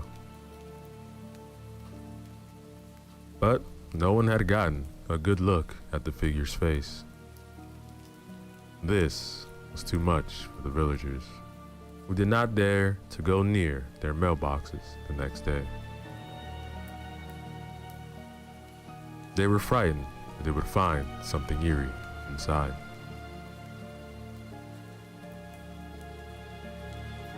They held a town meeting instead and decided that something had to be done.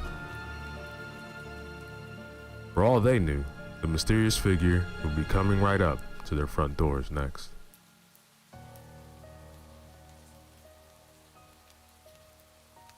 They decided then and there that they would all go to the creep house together the next night to investigate. They gathered their weapons and their courage, and everyone in the village stalked across the crooked street and up the crooked hill to the creep house.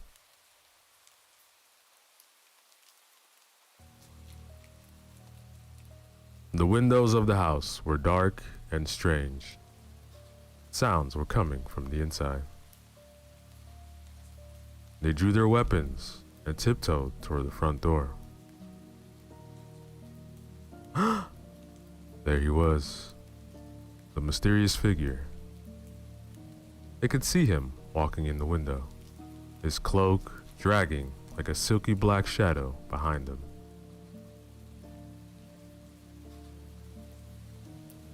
The villagers held their breath as the doorknob turned and the old rusty door creaked open. The mysterious figure appeared in the doorway, removed his hood and... Wait, it was an old man. He had a long white beard, glasses with circled frames, and a twinkle in his bright green eyes. Ah, welcome. I've been expecting you. You have? But, of course, I've sent invitations after all. Invitations? Why, yes, I moved here. I sell traveling cloaks. I want to meet everyone in the village so I can give out invitations for a dinner party at my house tonight. Come on in. The spaghetti is almost ready. Spaghetti? Yes, spaghetti. I hope you all like garlic. But what about the knives? Well, what else are we going to use to cut the meatballs with? And that, ladies and gentlemen, is the end of our story. Yo, what is up, everybody? It's Oresco back again with another story from the collection titled Before We Sleep, written by Tyler Murray 97. Remember to use the links in the description below. Show love to them. Like, comment, and subscribe. Story 3, Under the Bed. A little boy in a big room with something under the bed. It was a Friday night in the Thompson household, which means one thing. It was date night for Joe's mom and dad, and they always come back late. Mom, Dad, when are you guys leaving? When we're ready. Nick was a few years older than Joe, and every time their parents went out, Nick would go out and party. Honey, are you ready to go? Give me a few more minutes. Hey, Nick, when Mom and Dad leave, can we play PlayStation together? What do I look like to you? I have better things to do in my life than play video games with a kid all day. Maybe you need a rain check, man. One day you're gonna look back and wish you played with me. Maybe, bro, but today's not the day. Alright, boys. Me and your father will be back around the normal time. Nick, take care of your little brother. I left some money for pizza, and Nick, don't do anything stupid while we're gone. Their mom and dad then left for the night, so the two brothers stayed home. Can we please play video games? Sorry, brother. I'm heading out too. Don't let anything happen because I will get killed by mom and dad. What about all those sounds I've been hearing the last few nights? Please, don't leave me, Nick. Look, I'll be back before mom and dad. Don't worry. Joe was home alone at this point. His parents and his brother wouldn't be home for hours. Joe was alone in this big house that he was very scared of, and it didn't help that he had been hearing sounds all day. Joe, thinking in his head, what should I do now? Maybe I should just go to bed? Joe enters his room and got in his bed so he can get some sleep. But he suddenly hears voices in his head. For some odd reason, he decided it would be best to talk back and see what the voices in his head wanted. Yo, who's there? Just think of me as the brother you never had. So, why are you talking to me? Joe, how about you come live with me? All you have to do, grab my hand, and you will be free. Free of what? No one in this house pays attention to you. Don't you want people who pay attention to you? I can make that happen. Well, yeah, I would love attention, but what about my family? Just can't leave them. I would let you see your family every time you want to. How do I know I can trust you? Don't you want to get Nick in trouble for leaving you alone? But where will we even go? Hey, anywhere you want to. I can make your dreams come true. Wait. Were you the one who said don't go with him yesterday? Yes. I didn't want you to leave someone else. You know what? Sure, let's do it. Joe and his new ghost friend went to the ghost world without telling anyone in his family. A few hours passed and everyone returned home but Joe. Joe? Nick couldn't find Joe anywhere. Nick knew that his parents would kill him. Where is Joe? Dad, I really don't know. Look, I'm sorry. I went to a party, okay? Days went to months.